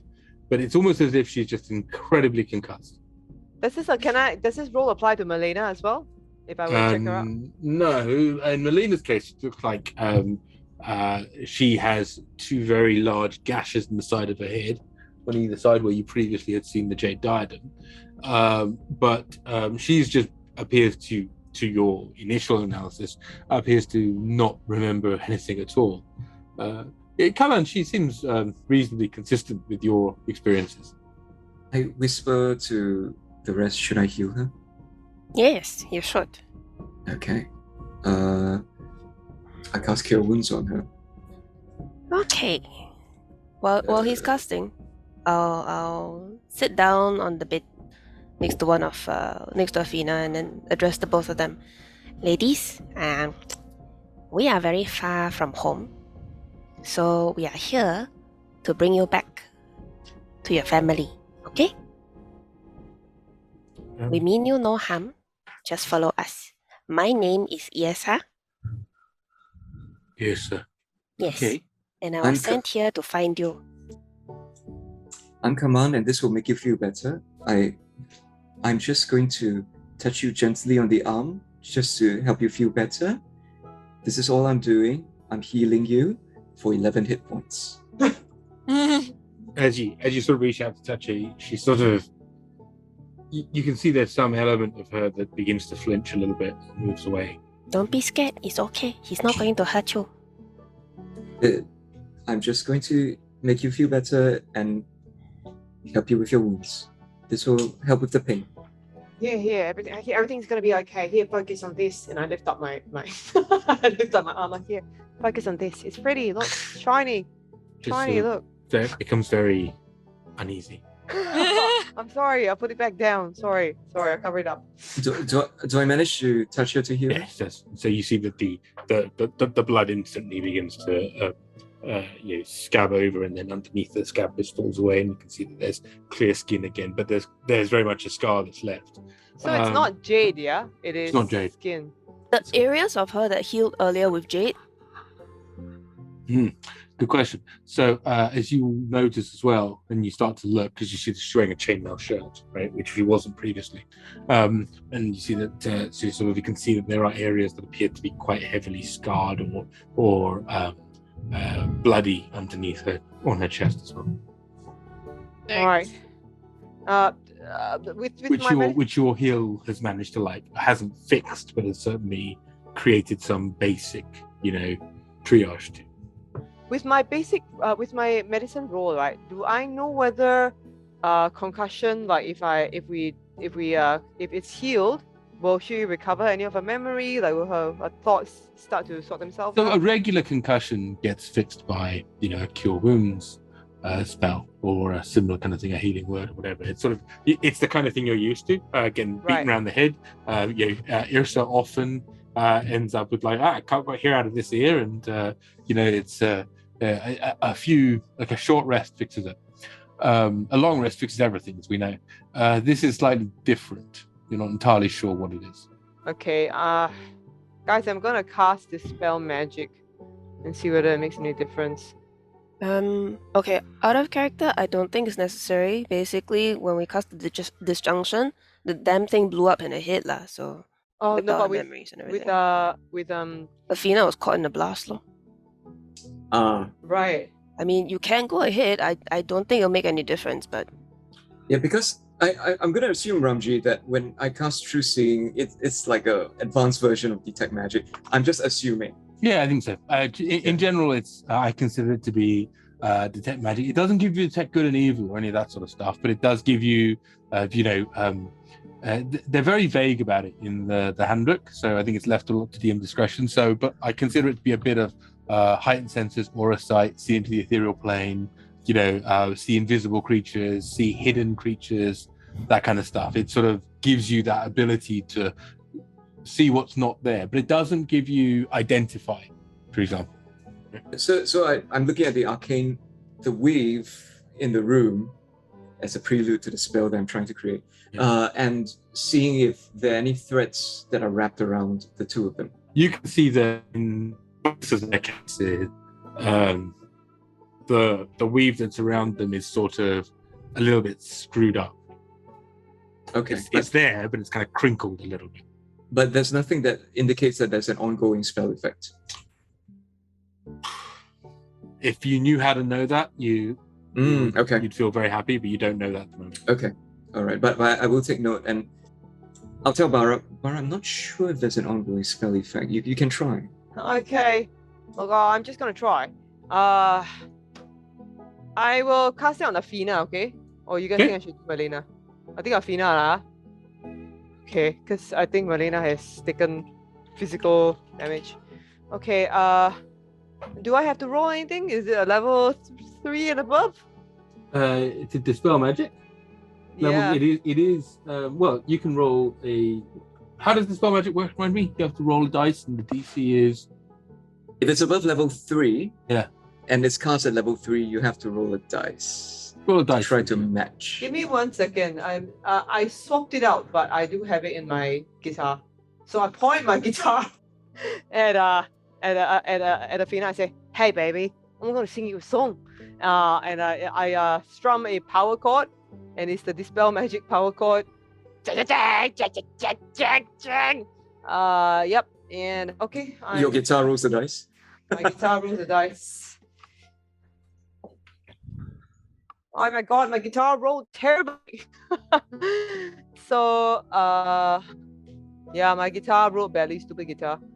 It rolled 11. Fina looks at you and says, "Wow, you're very talented."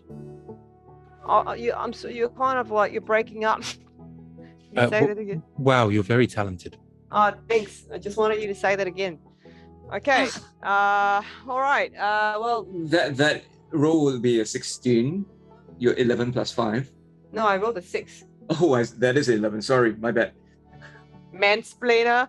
Okay. I apologize. Okay. Okay. So I'm like, okay, well, I guess it's time to go home. Yeah, let's do that. You hear Melina just go up.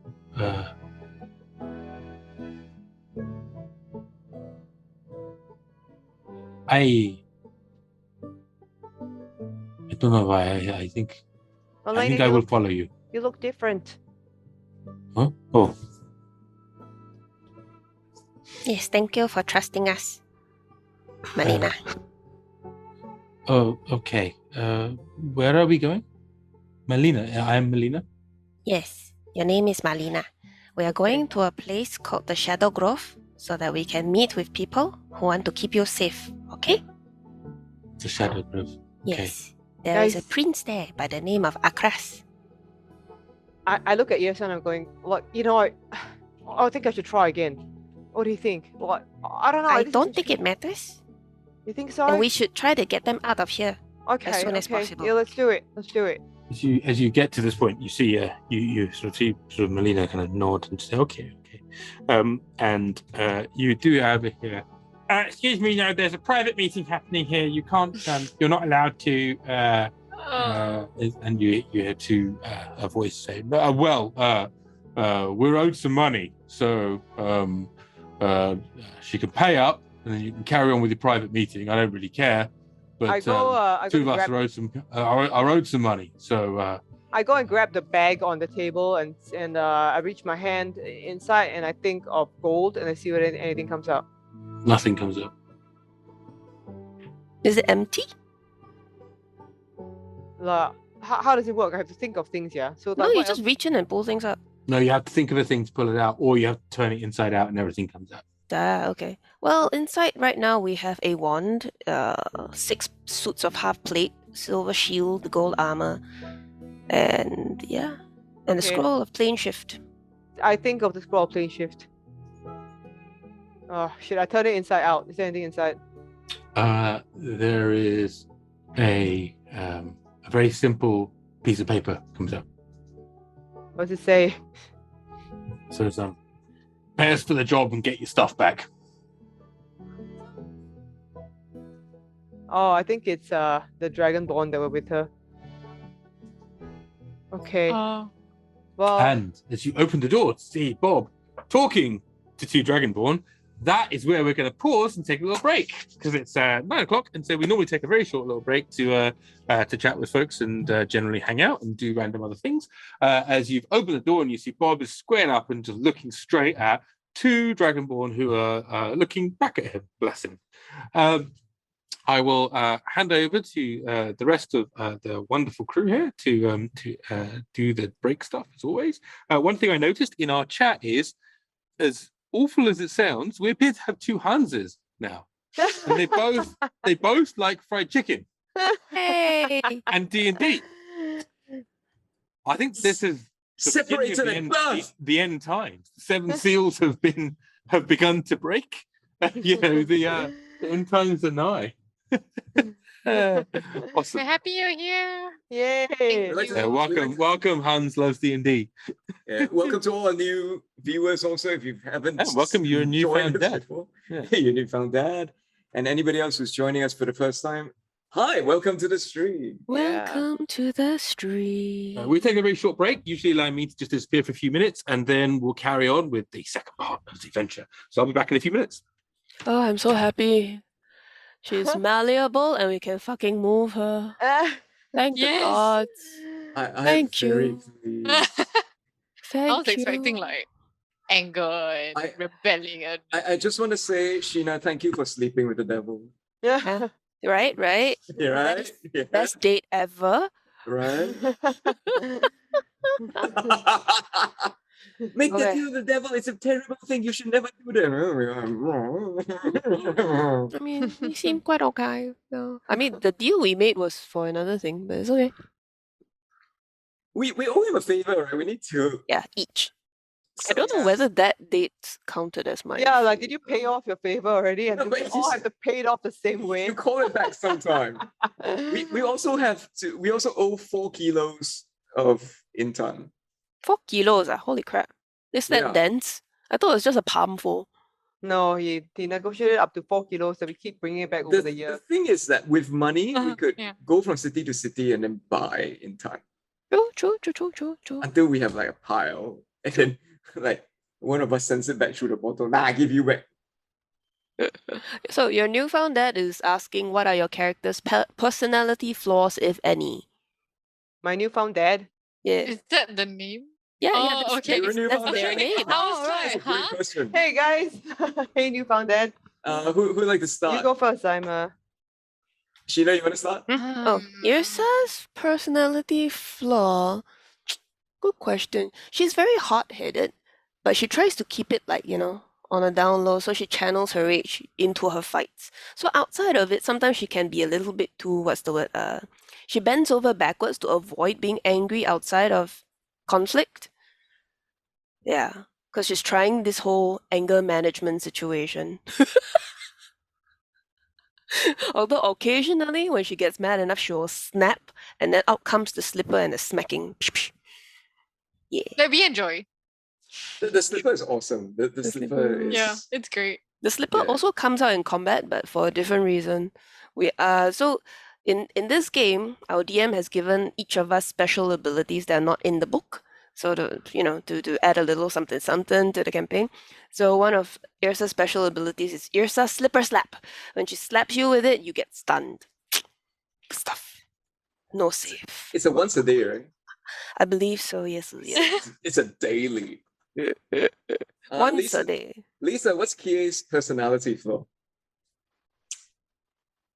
I think her flaw is generally just being very unsure and nervous, and a lot of things has happened, and a lot of responsibilities and powers have been bestowed unto her, not really by choice.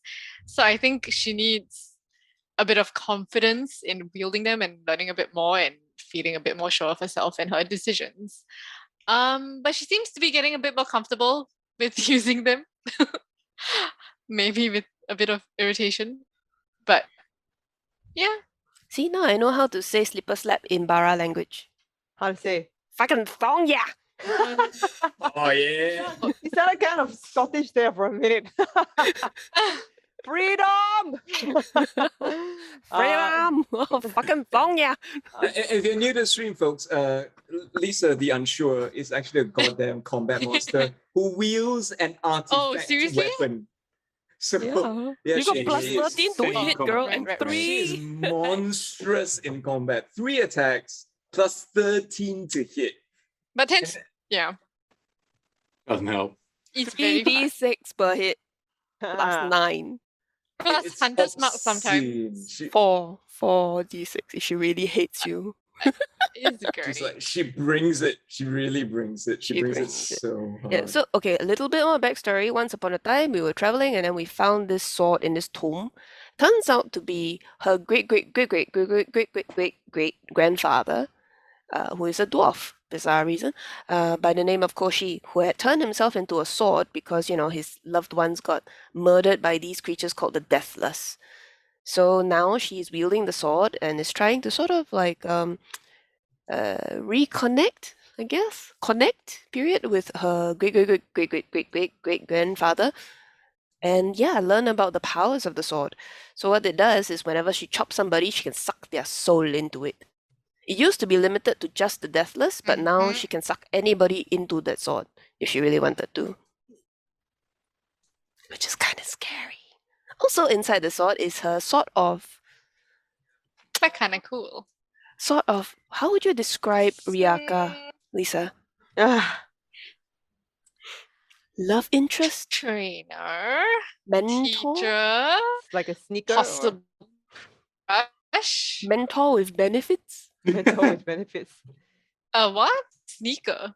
Sorry. You said trainer. The- Never mind. the- It's okay. No, it has been completely no, as in the internet cut at that point. So I was like hearing just bits Sure. and pieces. Yeah, it's like literally, it's been like the cleanest relationship so far. Sure. They've You had know, many training long sessions where there distance. was like a lot of, intense stares into one another's eyes sort of thing. Yes. It is an Yes, I do unnecessarily miss anime those. relationship. There's lots of like longing glances, but absolutely nothing happens. It's sort of it's Quite pretty necessary. much Yes.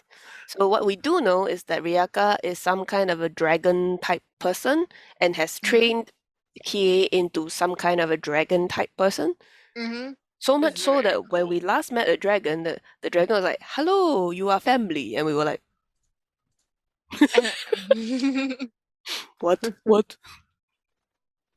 I do Okay. miss Ryaka. Yeah, we haven't seen him in a while.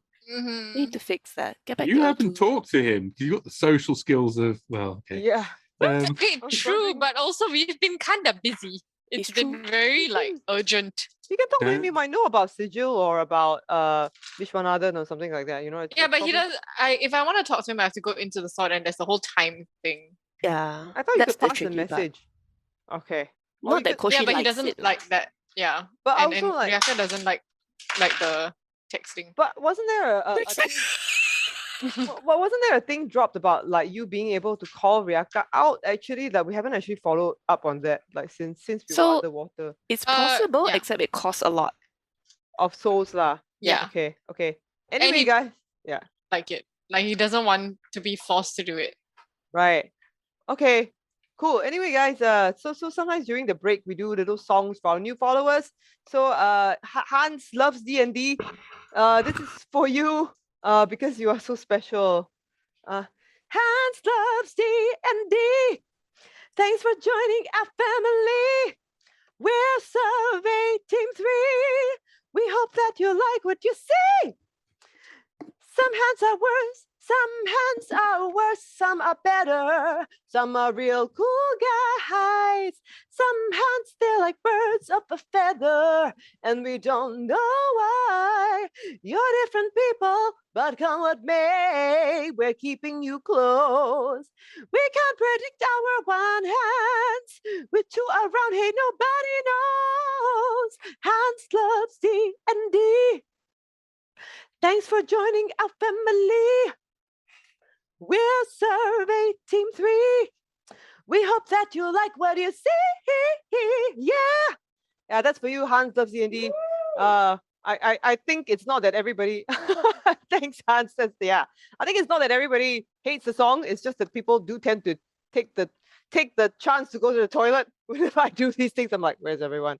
Bye, guys. Thanks for the support. Sorry, Joe. You're welcome. Yeah, just please keep going. We're just doing one for TS Crooney as well as a whole bunch of people who've joined us today. Thanks for Wow. joining us.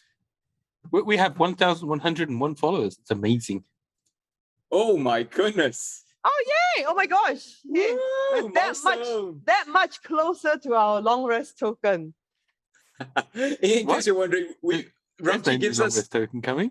long rest tokens 1200, I think. at certain Yes. milestones for followers. I think we said 1,500, didn't we? No, 1200. So far, it's pretty much just Joe's been using it, right? I've used mine, yeah.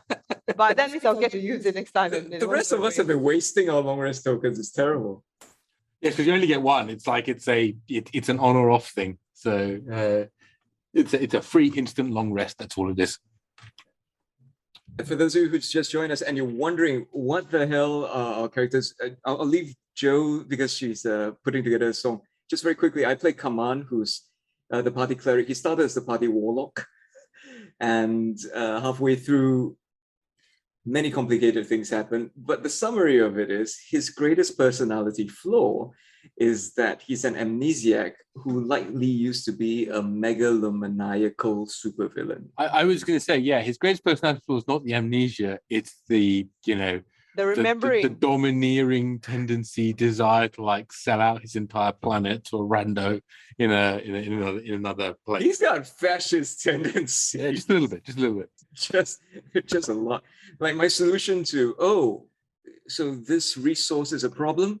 Well, let's get rid of the resource. Thanks for the sub, you haven't you newfound dad? That's very good of you. Oh, yay! Hey, thanks. Yay! Thanks for joining us. Like our two members will return from the toilet soon and make it worth it. Where are they? Come back from the toilet, guys. Okay, I've got a one for oh damn it, I forgot the tune. Keep going.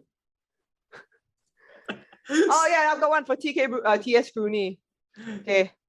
Hello, T.S. Clooney. You're like George Clooney, cause you rock our world. You're our buddy, T.S. Clooney. I'll sing in tuney for this guy or girl. Here's our welcome to you. Hope you think our stream is funny, or at least passable. Woo! That's thanks, supportive husband. Thank you. Love it. I'm looking over Hans' shoulder. He swears blind that Hans Loves D&D is not an imaginary friend. And actually a real person.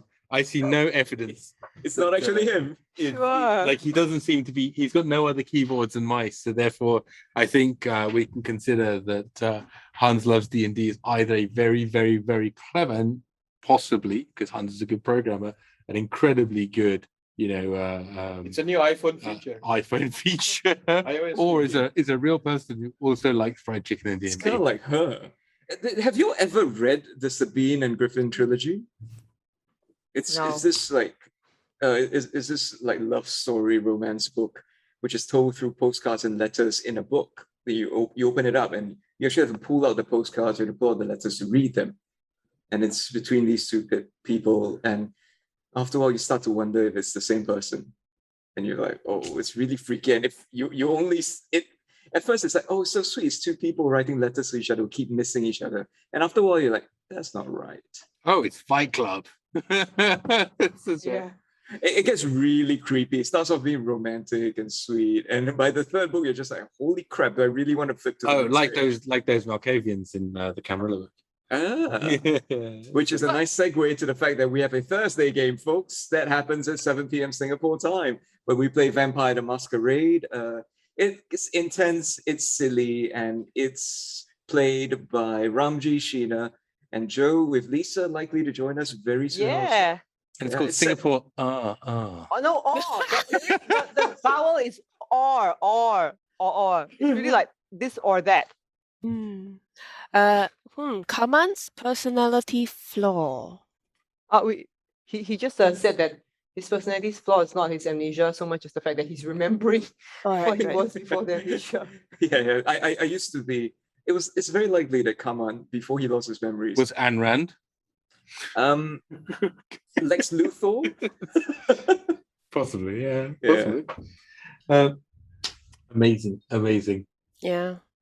Cheryl has posted a really rather adorable tracing picture in our Discord, which everybody should join if they're not a member of our Discord, of Riaka and Kie having a moment, and it's Actually, it's Kenshin and Lisa. oh, That is very nice. I specifically didn't want to go there, but okay, yes, thank you very much. Gorgeous. For very lovely.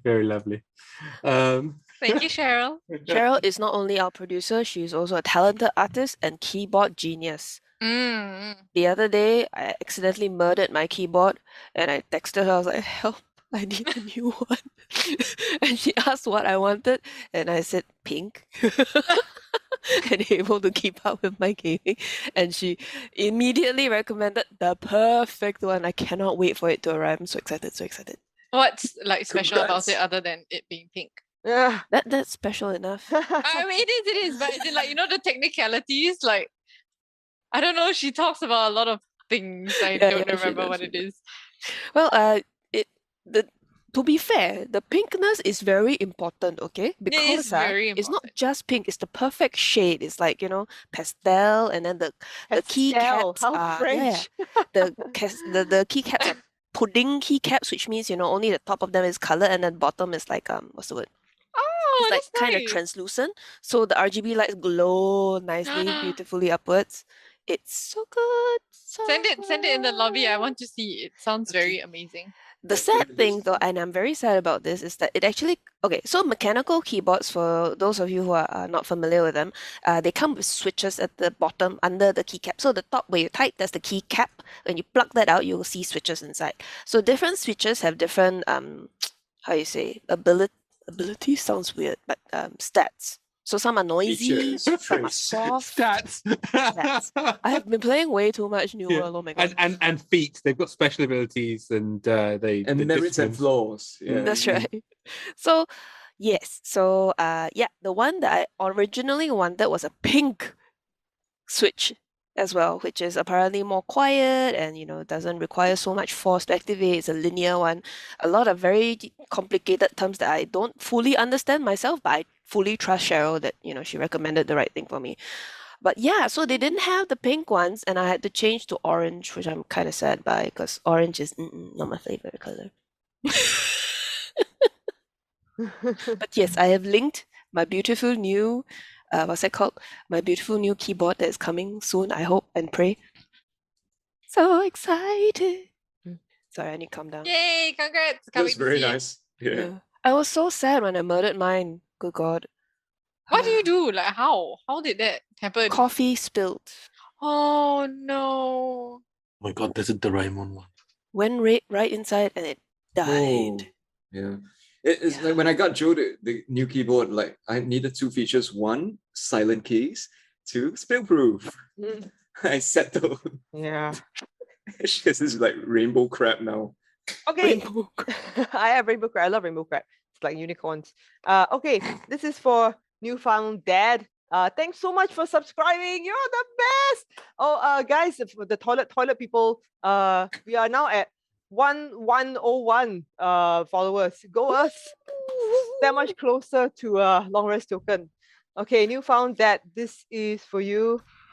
Hey, we don't like your stuff, guy. Hope you ain't seen enough, guy. Hope we can make you laugh, guy. No, this ain't a bluff, guy. We're a pretty strange crew. Acting got some range, crew. Just a bit deranged, crew. Hey, this stream does change you. But long story short, welcome, newfound dad guy.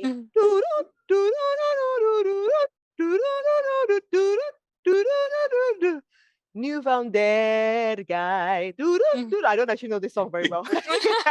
I was like, wow, this is so much more recent. It's than like a the usual. remix chord progression. I love it.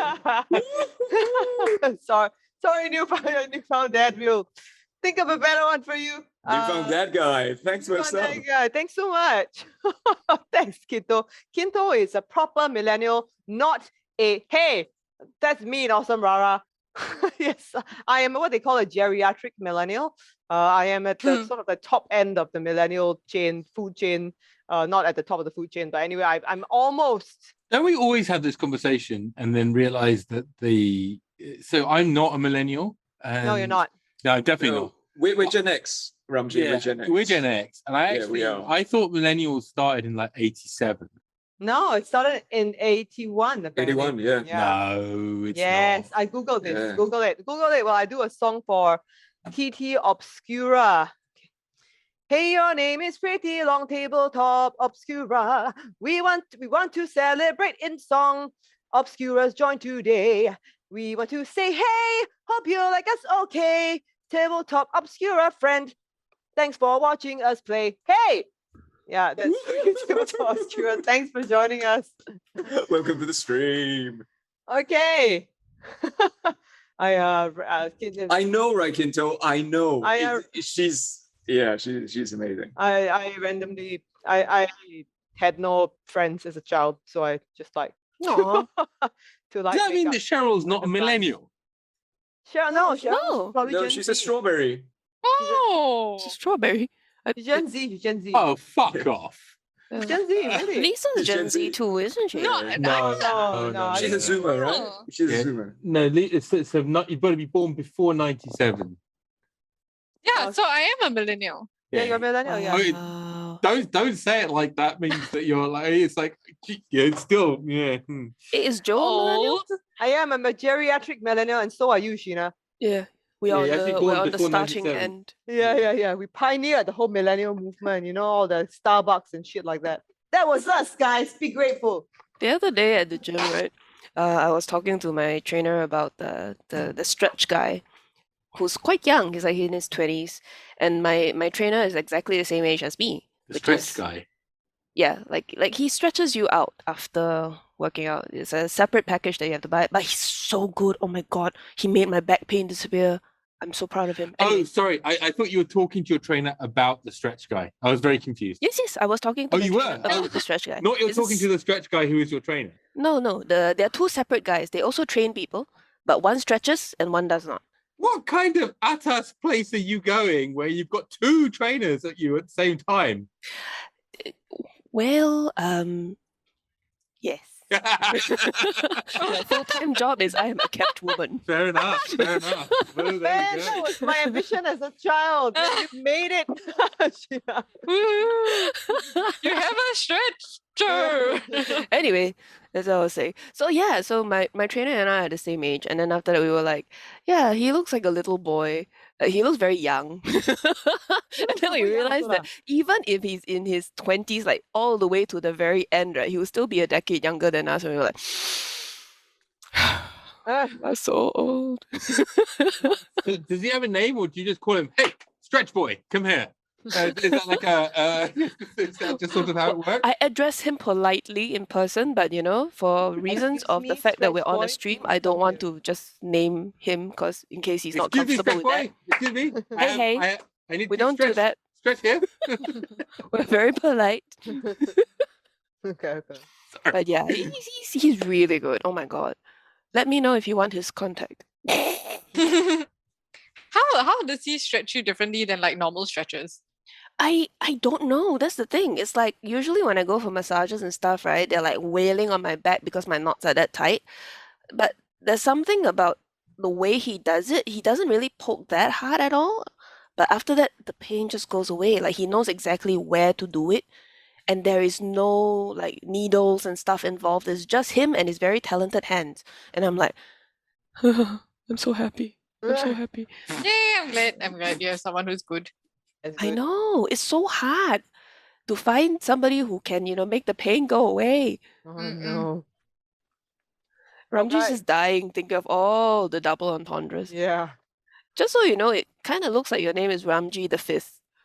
Yeah. Oh, Ramji the fifth Yeah, it's true. Fair of the enough. House of Yeah. Ramji. Well, indeed.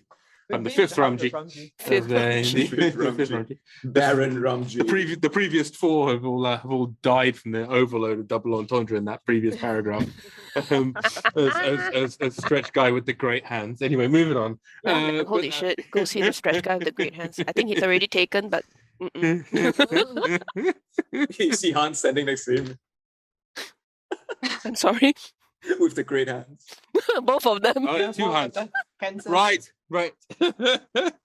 Oh, dear Okay. me. Good. Right, are we ready to carry on, or are there more songs? No, I think that's it. Well, groovy. Okay, well, thanks very much, everybody. Just a reminder, we are back on Thursday. So if you are interested in the Vampire the Masquerade campaign, which you should be, because it's fucking brilliant, you can go catch up on our YouTube, which is somewhere down there. And if you haven't joined our Discord, you should join our Discord, which is somewhere down there. And if you haven't hit follow or subscribe, then you should do that, which is somewhere down there. Good. Okay. On that note, we're going to go back to Urtu. So let us return where we had discovered that there were some peoples stood outside wishing to have a private word because they felt that they had some money that was owed to them. Oh no, lone dragons. What do we do about the lone dragons? Lone dragon. Imagine lone dragons.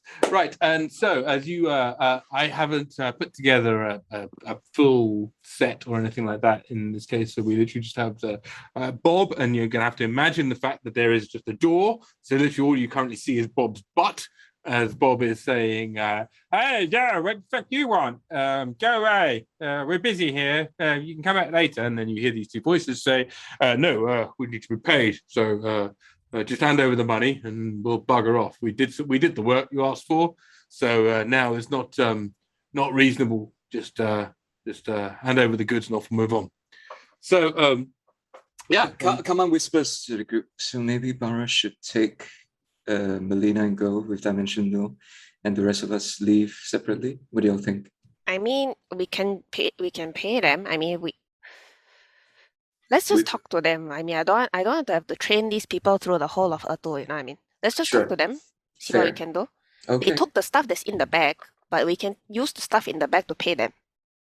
It's worth money. Okay. Barra, you think you can handle this one? Talking! I talk! Talking good! Let's go! Okay. Barra is like, okay, these guys are probably won't be moved by my abs. So he rolls down his armor, his midriff armor. He's like, friends, we apologize. We don't quite know what happened here. You're looking for somebody for some payment? What sort of payment would you be referring to? Yeah, we were hired, and we did the job. So we just want our money. That's all it is. Nothing too complicated. Right.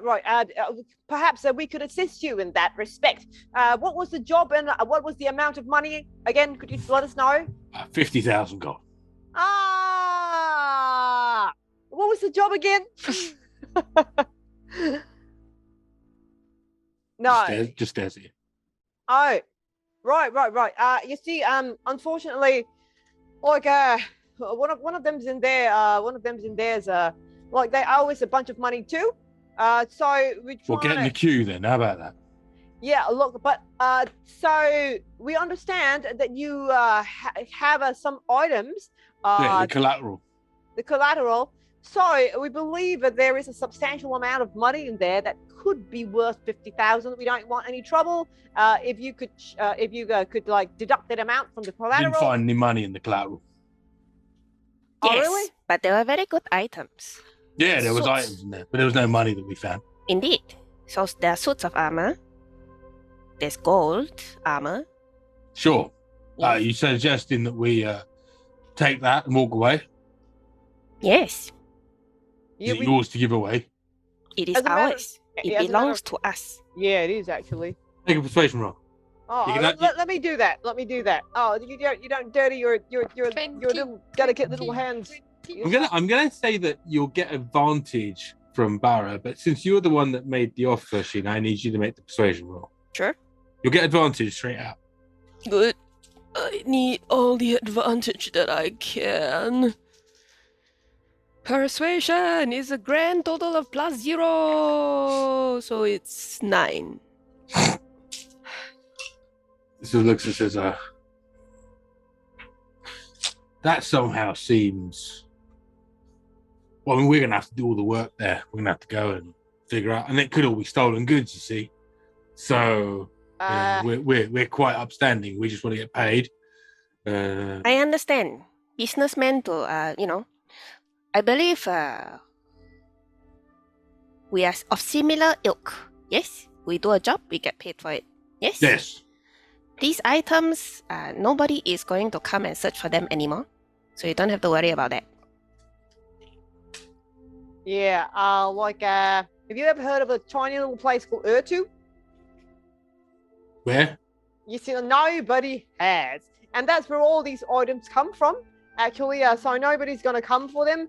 Look, what can we do to persuade you that we are indeed sincere and the owners of these goods? I don't care if you're the owners of these goods or not. I just want to get paid. Okay, look, why don't we sell them for you? I mean, hang on. You're asking us to give you it's coincidence. You're asking us to give you back the collateral that we have in our hands. So then we wouldn't have anything. So that you could sell it and then pay us. Tell you what, you come with us, and Barra here will talk to the tradespeople to sell them, or rather the merchants, to sell these items, to get you your money at a better rate. How about that? Yeah, that's You know, you and I, we were not a very persuasive type people. But Barra over here, you see, look at those glistening abs. Look, He's very good at talking at people. Look at these. Okay. Just to reassure you that these items are in fact ours, Barra sort of like does a little slideshow with minor illusion. Look, there's this, and there was this, and there was this, and there was this, and there was this. You see, like when somebody loses their wallet, you always ask them what was in there, and I can tell you what the fuck was in there. And therefore, we are the owner of those fine items, and we can give them over to you to the tune of 50,000 gold. If you will. Just come with me, and I will sell these items, and we'll be on our merry way. What do you think? Let's go get paid. I mean, that sounds quite reasonable, all told. Yeah, I know.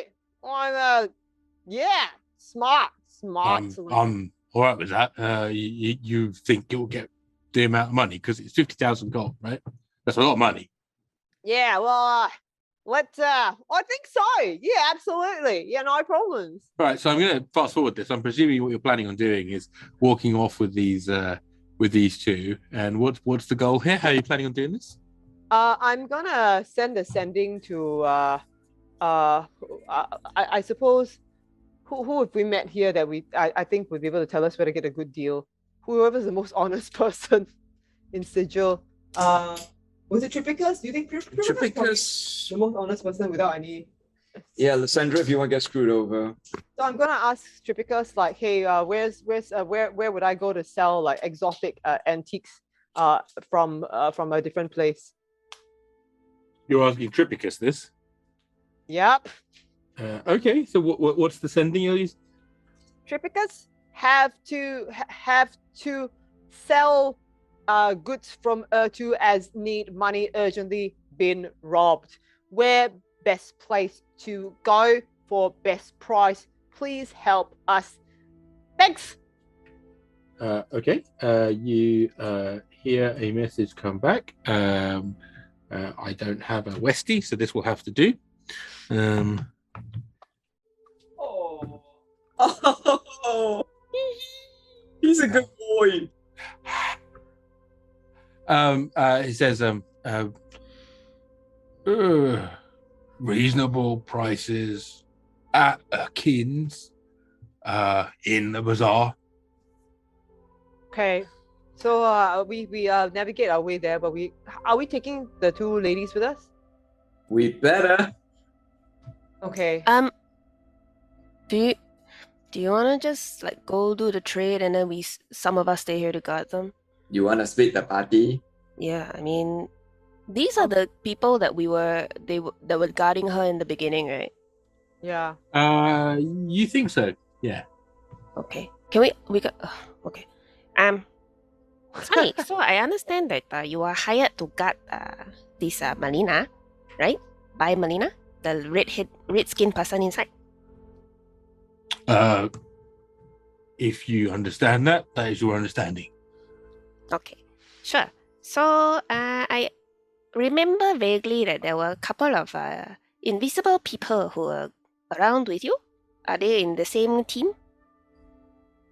How many people do we have to pay? We just need to make sure that somebody else doesn't come around and. No, 50,000 covers us.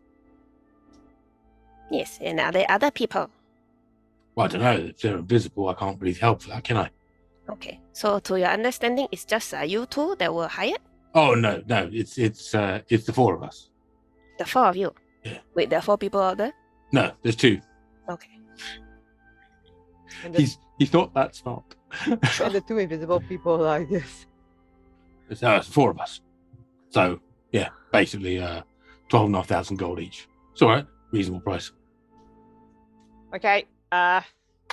Okay, so Ramji, I remember after that fight with the Blood Company, right? You mentioned that there were a lot of weapons, but for some reason I don't have it down in the list.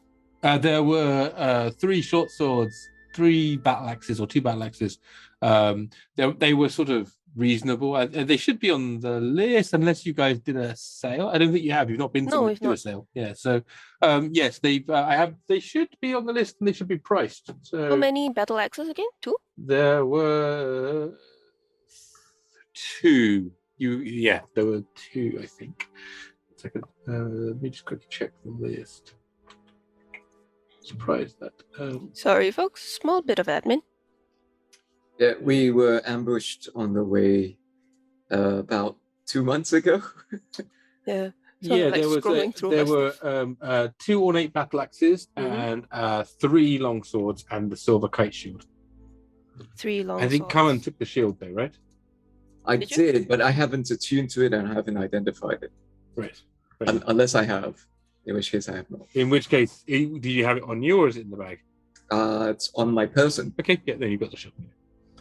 And so there's a crimson edged longsword, 2 ornate longswords, and 2 ornate battle axes. Okay. So should we split and go? I think we should all go together, is my honest opinion. But, okay, Yrsa, what do you think? I can. The So good thing here's my concern, right? Because we saw there were 2 invisible people with her. They could be from the the Coral King side. These 2 just seem like simple mercenaries who were hired. And I worry that whatever happened with the thing exploding, I'm not sure where they are. I'm not sure how they were affected. I'm worried that if we pull her out of this tavern and drag her around, we might get attacked by them lah. Okay. But what's stopping them from attacking us here? Nothing much, except so far they haven't, so maybe... Because they obviously know where this is. We don't know. Okay, we go together. Mm. Okay. The entire group goes out into... Actually, if you want to stay, right, because I'm the person who can travel the fastest. I can meet you all anywhere. You know what I mean? If I go with them, unless I've been knocked out, I can get away. And I can contact you all, so... Okay, so I guess Kaman's concern is splitting the party might lead to bad things, so it's okay, we can all go together. It's fine. Okay. We go shopping. I attempt to disguise Malena and Afina. Okay, what are you planning on disguising them as?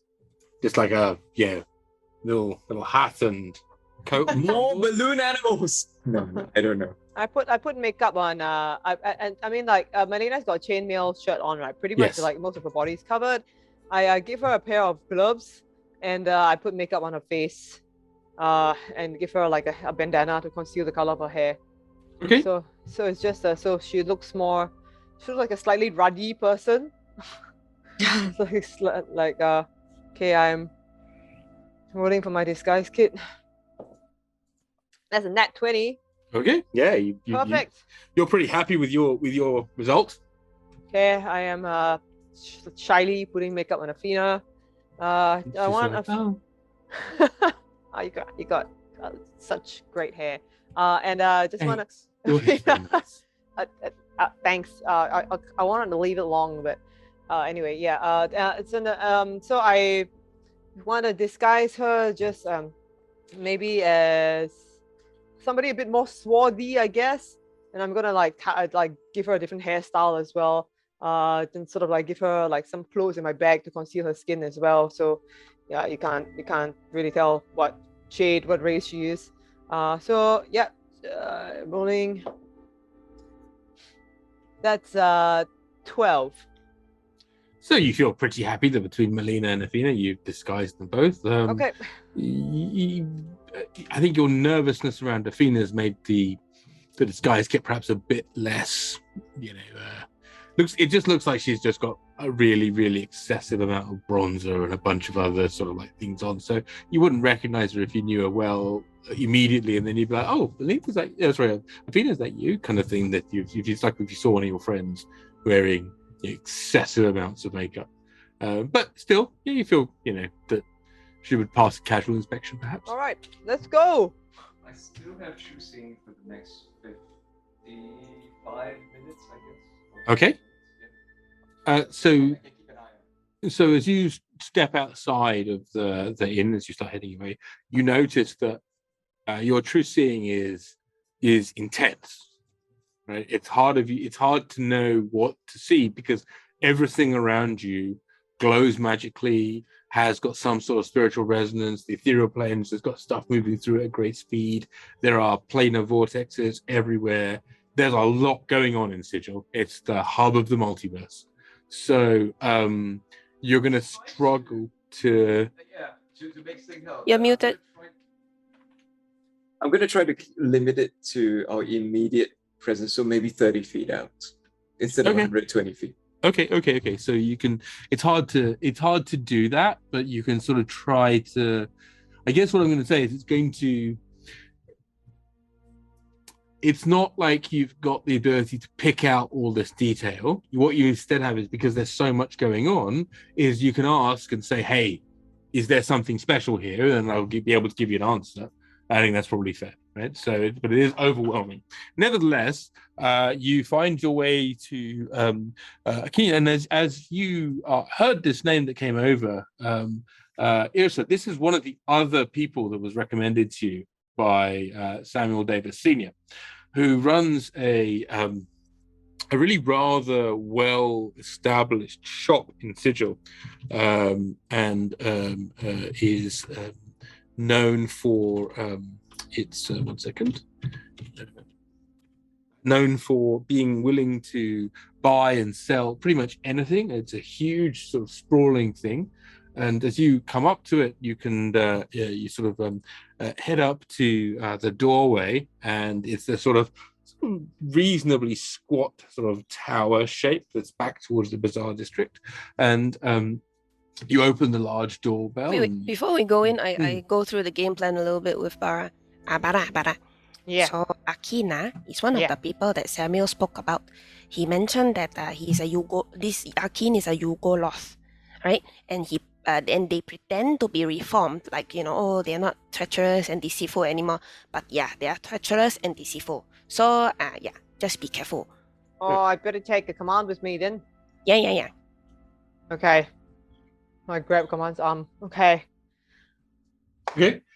As you sort of step in, the little doorbell rings. The two Dragonborn step in with you. Are you all going in? Can we all fit? How big is the shop? It's large on the inside. It's a big old place. OC question, right? Teleport can take how many people? The what? Teleport can take how many people? Okay. Is Bob a person? He would count as a person in this case, yes. Okay. If we really need to fuck over. Okay. Okay, so as you step in, you see that there is a huge space. Right? In fact, it feels a bit. It's a lot larger on the inside than it is on the outside, and it's crammed with stuff up to the walls. And in fact, there's a sort of a slowly sloping sort of spiral ramp that kind of leads up, and as it does so, it kind of walks you past various circular layers that allow you to kind of see the various goods that are on show. In the middle of this sort of large sort of cylinder is an equally sort of like in a department store counter, one of those sort of circular ones. Like I say again, it's sort of a nice big circle, and stood in the middle of it is a very, very large, slightly hunched over, heavily bejeweled creature. Who looks over and says, "Oh, hello.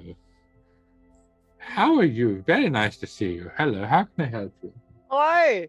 Nice of you to come to Akeen's." I thank you. Are we in the presence of Akeem himself? Yes, my name is Akeen. Oh, wonderful. It's certainly our honor to finally patronize your incredible establishment. No, the honor is all, I know, all it's mine. ours. All No, mine. no, Come it's on, ours. please, No, do come in. Do look come at in. my honored face. Okay, yeah, okay, so, okay, well, we understand that you're a purveyor of fine goods, and, we have some things that we believe will be of great interest to your patrons. Well, as you can see, I have many goods both to buy and to sell from around the different corners of the multiverse. But honestly, all I really care about is a satisfied customer, and I seem to have many customers in front of me at the moment, and I would love to be able to help you all. What can I do for you? Well, you see, we have come from afar because we understand that you deal in rarities, and from where we are, the items from our culture are indeed rarities in this corner of the universe. Observe, my lovely assistant. I sort of gesture to the Dragonborn. Well, pull out now from his bag a fine suit of gold armor. Pure gold. Is he pulling it up for me? He sort of, you see him vision suit of gold armor. Yeah, so here we go. So he pulls it out and just sort of dumps it out, and then he goes, "Here, this is the fine suit of golden armor." Good job! Excellent. Perfect. Exactly. Wonderful. Oh, yes, that is very interesting. Very, very interesting. But tell me, you have many of these items? We've got so many fine, rare goods. But first, before we show you, we just want to make sure we're on the same page. You know, we want to give you a fantastic price. And normally, back home, where we come from, this would easily cost about 35,000 gold. And, you know, I'm not sure whether the reach of the Umbrella auction house, I show off my badge, would extend to this part of the world, this part of the multiverse. But I have it on excellent authority that this would fetch about 35,000 gold at least, but we're going to give it to you for a steal of 30,000. Barra, we're supposed to give them 50,000? No, more items. Oh, Stop mansplaining me. God. Yeah. What are your thoughts of this, Akeem? I mean, what's special about it that means that it's worth 50,000 gold? 30,000 gold. Well, my friends over here will tell you about it. We've got a whole slideshow planned. I look at Yrsa.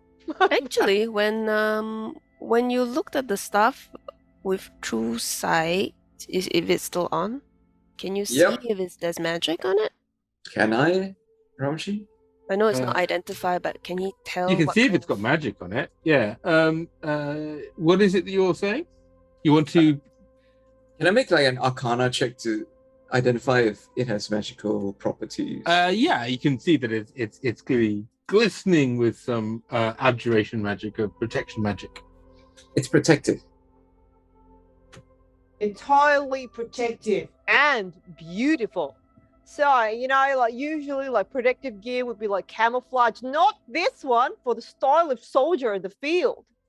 Well, I'm sure you'll be able to find somebody to buy it. So, Akeem looks over and says, why don't you put all of the things that you have over on this little counter over here, and I'll inspect it myself. Would you like some tea, perhaps, or some other kind of beverage? We don't want to waste your time, really. Well, it'll take me a few minutes to look through these things, and it's not really much of a waste of time. And ultimately, as I like to say, a satisfied customer is a happy customer. Well, if it makes you happy, sure.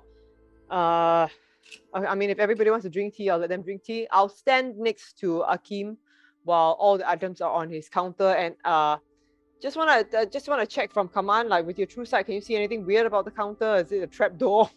This entire place is blazing.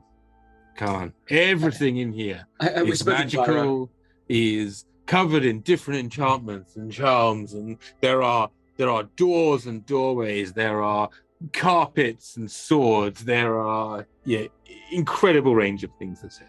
But the table is Trixie. The table is some sort of magical table.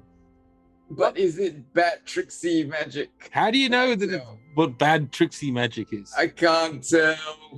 Barra, I can't tell. I'm going blind. Look, I'll model them for you. What do you think? Then you'll be able to see how they fit. Look, there's honestly no need. You can just put it on the table over here, and it'll be. Have some tea, please. Do sit.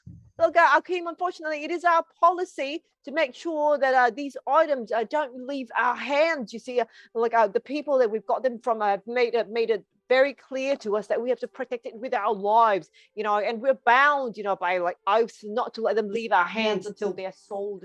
Gee, can I make an insight check to see if there's something wrong with the table?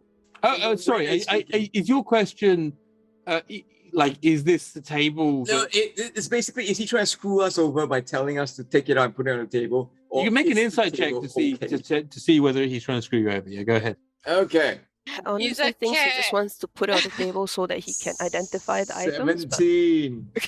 He appears to be incredibly genuine. He's looking to put them on the table so that he can identify them. Okay. All right, I think it's okay. Okay. Ask my lovely assistant to put the items on the table since he's got the bag. Says, all right then, I'll do that. Okay. And Akeem says, please have some tea. I will just have a quick identification of these things. And so he casts a couple of spells. His hand moves a few times, and he's pretty respectful. He sees your nervousness to it, and he goes, And he pulls out a small kind of like monocle eyeglass piece, and then says, "Okay. Right. I'm pretty comfortable. You put everything that's in the bag on there." Yeah. No, there are some things we know what they are. It's just the armor items and the weapon items. Okay, because remember that you don't have the bag. It's the other guy that has it, right? The Dragonborn has it. Yeah, the scroll. Well, you have the bag. Sorry, you don't have the other gear. He's pulling the stuff out of a different Yeah. bag. So when he pulls out the scroll of plane shift, I'll take that away. He hasn't pulled out the scroll. Okay. He's basically only pulling out the things you tell him to. Yep. What happened? Yeah. Okay, so we'll tell him to take the things we want to identify and put them on the table, lah. And then So that's 6 half plates, 1 gold armor, 1 wand, 2 long swords, 2 battle axes, and 1 crimson edged longsword. So King looks at you and says, I think this is probably, by my estimations, around 35,000 gold, maybe 40,000 gold. right. So honestly, we think it would fetch a much higher price too. You know, like it's a really rare, like little rock that not a lot of people have heard of. So, you know, unfortunately, would you be able to do better than that? Look, we'll sweeten the deal a bit. Okay, I'll teach you some words from our language, like kamsialu. That's He speaks back to you in perfectly fluent Hi. Urtu. Well, in that case, Guys, if you have any items in your inventory that you don't use anymore, we can sell them here. sure. I'm also trying to just negotiate him up. Okay. Yeah, so that's what I'm trying to do actually. Like, look, obviously we speak the same language. Oh, we're all kin. I guess, you know, we found kindred spirits from. Oh across no, the I universe. just speak all languages. I know, like so do I. Speak lots of languages as well. You know, like with our powers combined, the 4 of us, we speak all kinds of languages. You know, surely that makes us friends. Oh, of course we're friends. Yes, absolutely. That's why I gave you the So, friends price. Honestly. Yeah. So the friends price would be 45,000. You'd say? No. I said that I think probably the valuation on this is about 30, but I'm happy to give you up to 40 because you seem like nice people. Okay, I can't roll persuasion on this, can I? I know because he's giving you Okay. above All right. the all right. amount that you would Okay. expect to get for these items. Sure. Okay, so I go through my inventory as Yrsa said. I can sell my goggles of night because I don't need it anymore. Okay. Yeah. I'm gonna sell the wand of fireballs. Okay, does anybody need it? We can't use it, Lisa and I. Yeah. Okay. I look at my wand of fireballs regretfully. I put it on the table. Like, okay, surely that's another 10,000. And so says, seems like a pretty standard wand of fireballs. Let me just have a quick look in the price catalogue. And he pulls out the catalogue. He says, he says, yes, well, in fact, this by itself is I would give you 25,000 gold for. No. Okay, do we want to keep any of the items? I'm thinking. Sorry, if you don't mind, may I know what is the property of this? I pointed at the longsword.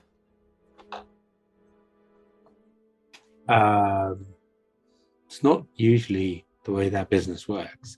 And don't get me wrong, I'd like to help you, but normally people pay me to identify things for them, or of course they know what it is and then they're selling it to me. But very rarely do people sell things to me and they don't know what they are, then ask them what they are so they can change the price.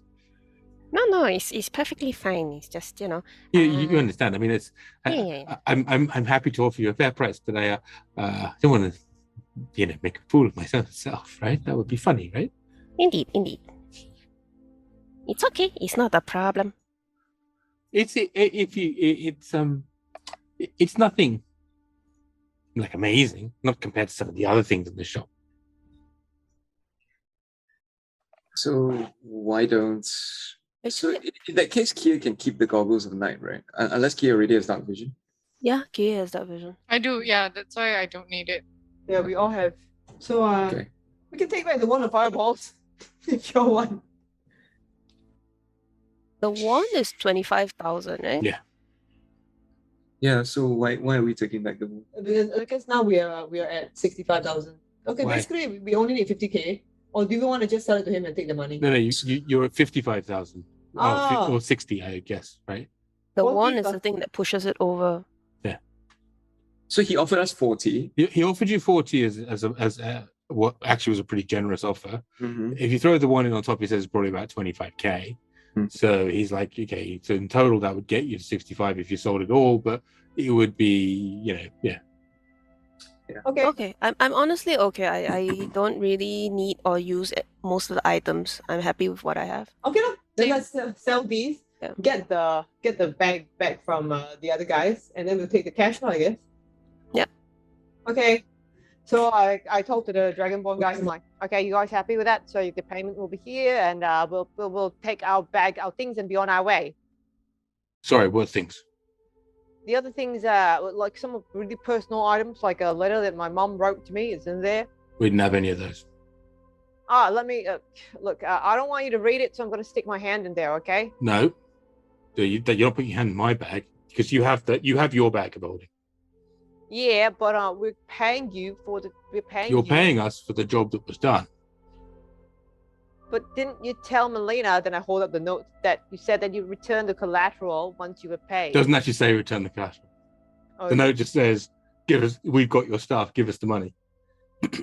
What? Barra, could you please speak some sense into this guy and ask him to return our bag, please? And ask him nicely. We have the bag of holding, right? It's just the stuff inside that was taken. And the only stuff that's not out here would be the scroll of plane shift. Am I right? Yeah, but we want that bag of holding back anyway, right? You've We got your have the bag holding. of holding. Oh, so that's not a bag of holding that No, it's his bag. That's why he's not letting you go I into see. it. Oh, That's sorry. my confusion. I thought it was Yeah, bag yeah, of holding. I- Sorry, my bad. Okay, cool. Then okay, then we'll just we'll just pay you your money, and you're gonna leave us alone, right? I've got no reason to chase after you. 50,000 gold, whatever extra you've had from Mr. Akeem here, that's entirely your money. We've got no interest in it. We just wanted to get paid for what we're doing. All right, thank you. Have a good day. Bye-bye. So Takes us 50,000 gold, leaves you with 15,000 gold, walks away, and sort of Akeem sort of looks at you and says, interesting, very interesting transaction. Anyway, is there anything more I can do for you? you want to buy any potions here? We've got all kinds of things here, really nice things from all around the multiverse. Good things and bad things, and happy things and sad things. Yes, sir. I could use more potions of healing. Oh, happy to help you. What kind of potions of healing would you like? A greater? He says, that is absolutely no problem at all. And he pulls out a rack of them. It opens up. He's probably got 70 or 80 sort of different healing potions in this box.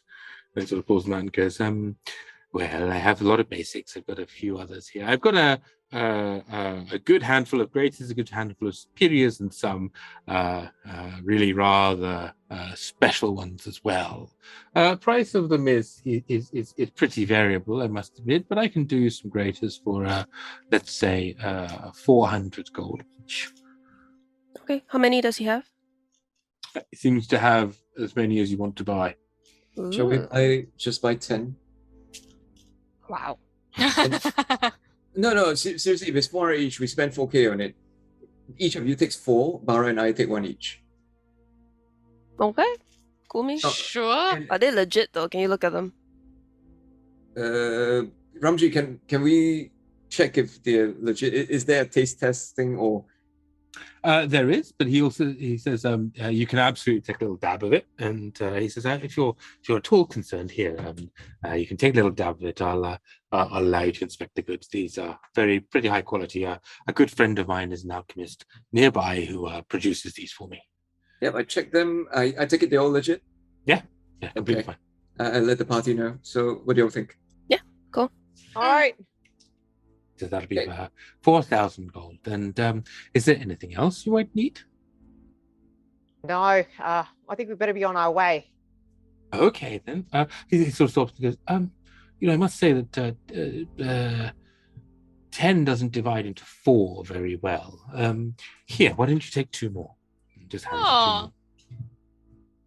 Ah, That's awfully nice of you. Thank you. Oh, it is. You're very, awfully very welcome. nice. Just next time you come by on your journeys, just drop by again, say hello, see how you're doing.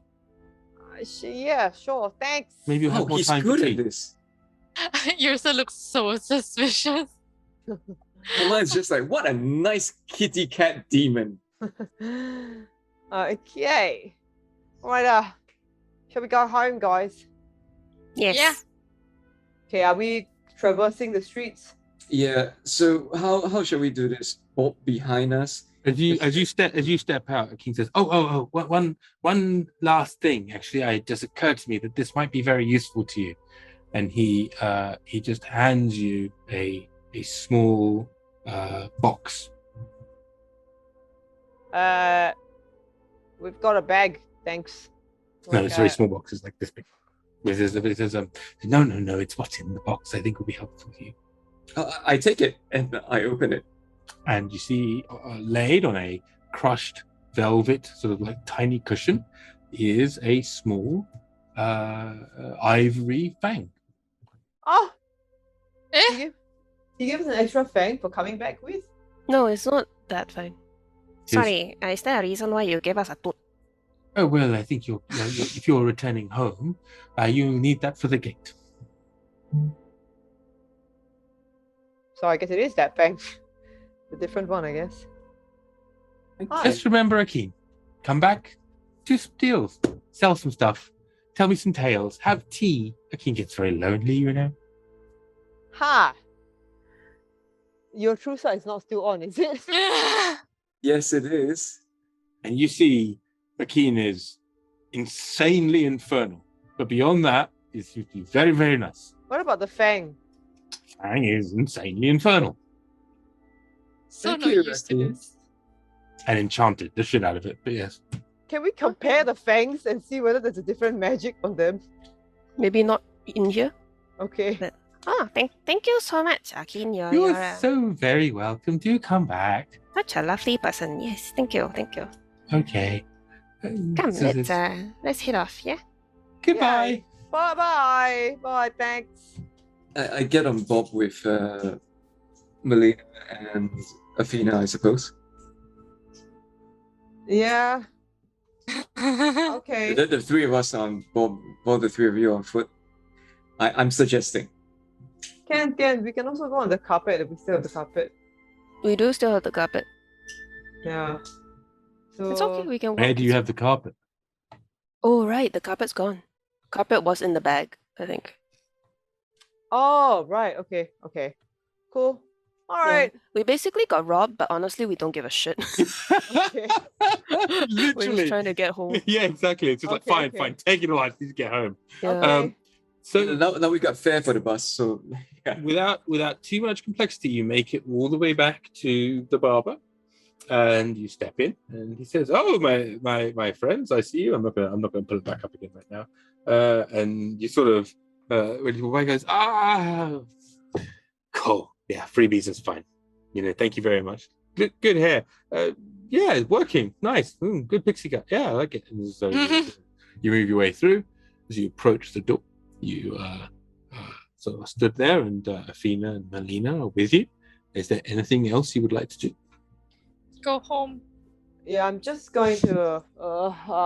I guess me and Kaman will just watch to make sure nobody's following us. I'll be Make a perception. One of you make a perception roll. One of you make a survival roll. It's me. I made the perception roll. I can make survival. Okay. 20. Plus 15.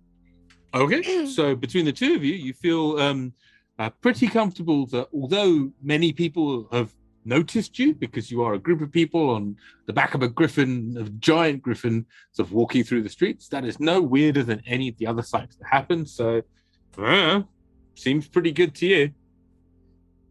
There's no one else in here other than because you have the true sight on, Kaman, you now see that the person who is in the end in the last chair, right, is it appears to be some sort of elemental.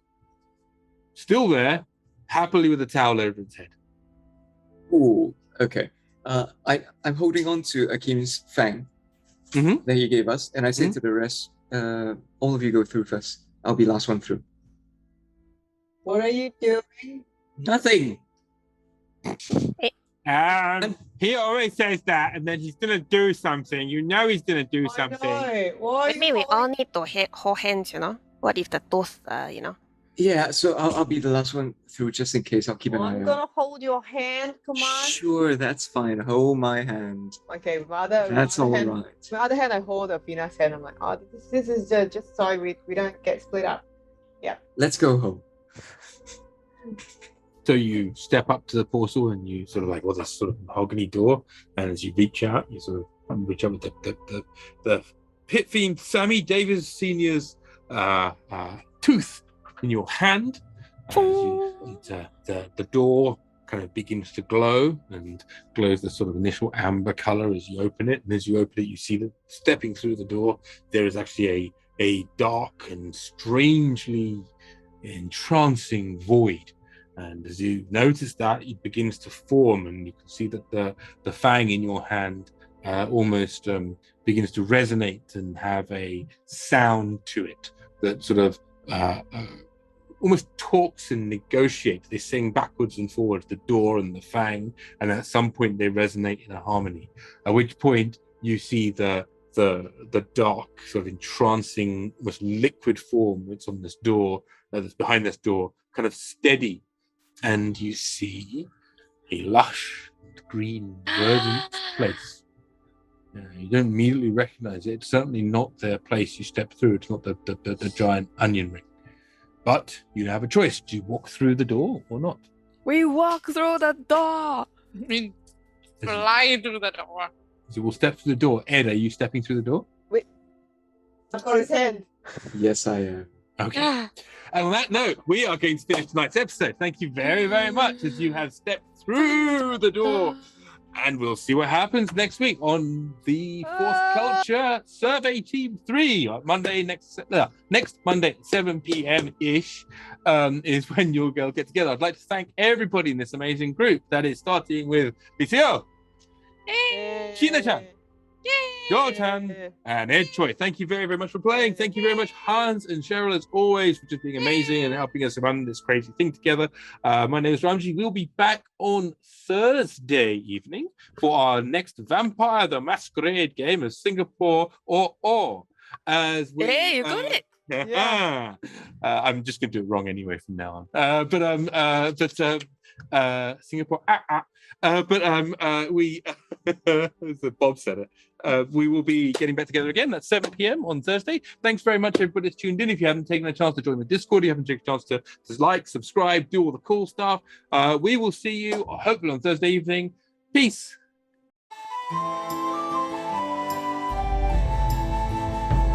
Behold thine heroes as they observeth the troubled lands and stormy sea. They have no choice, it's national service for Marabanda Survey Team 3. A goblin captain, sea elven cleric, one small and green, one tall and blue, stoned halfling monk and bard who dedicates its campaign anthem to you.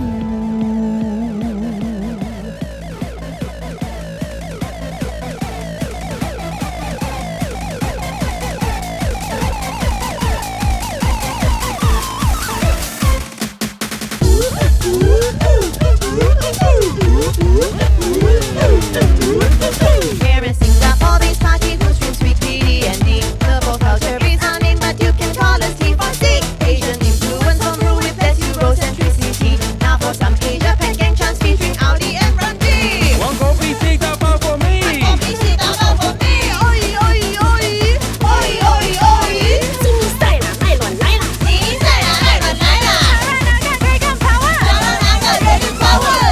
quite transatlantic, actually.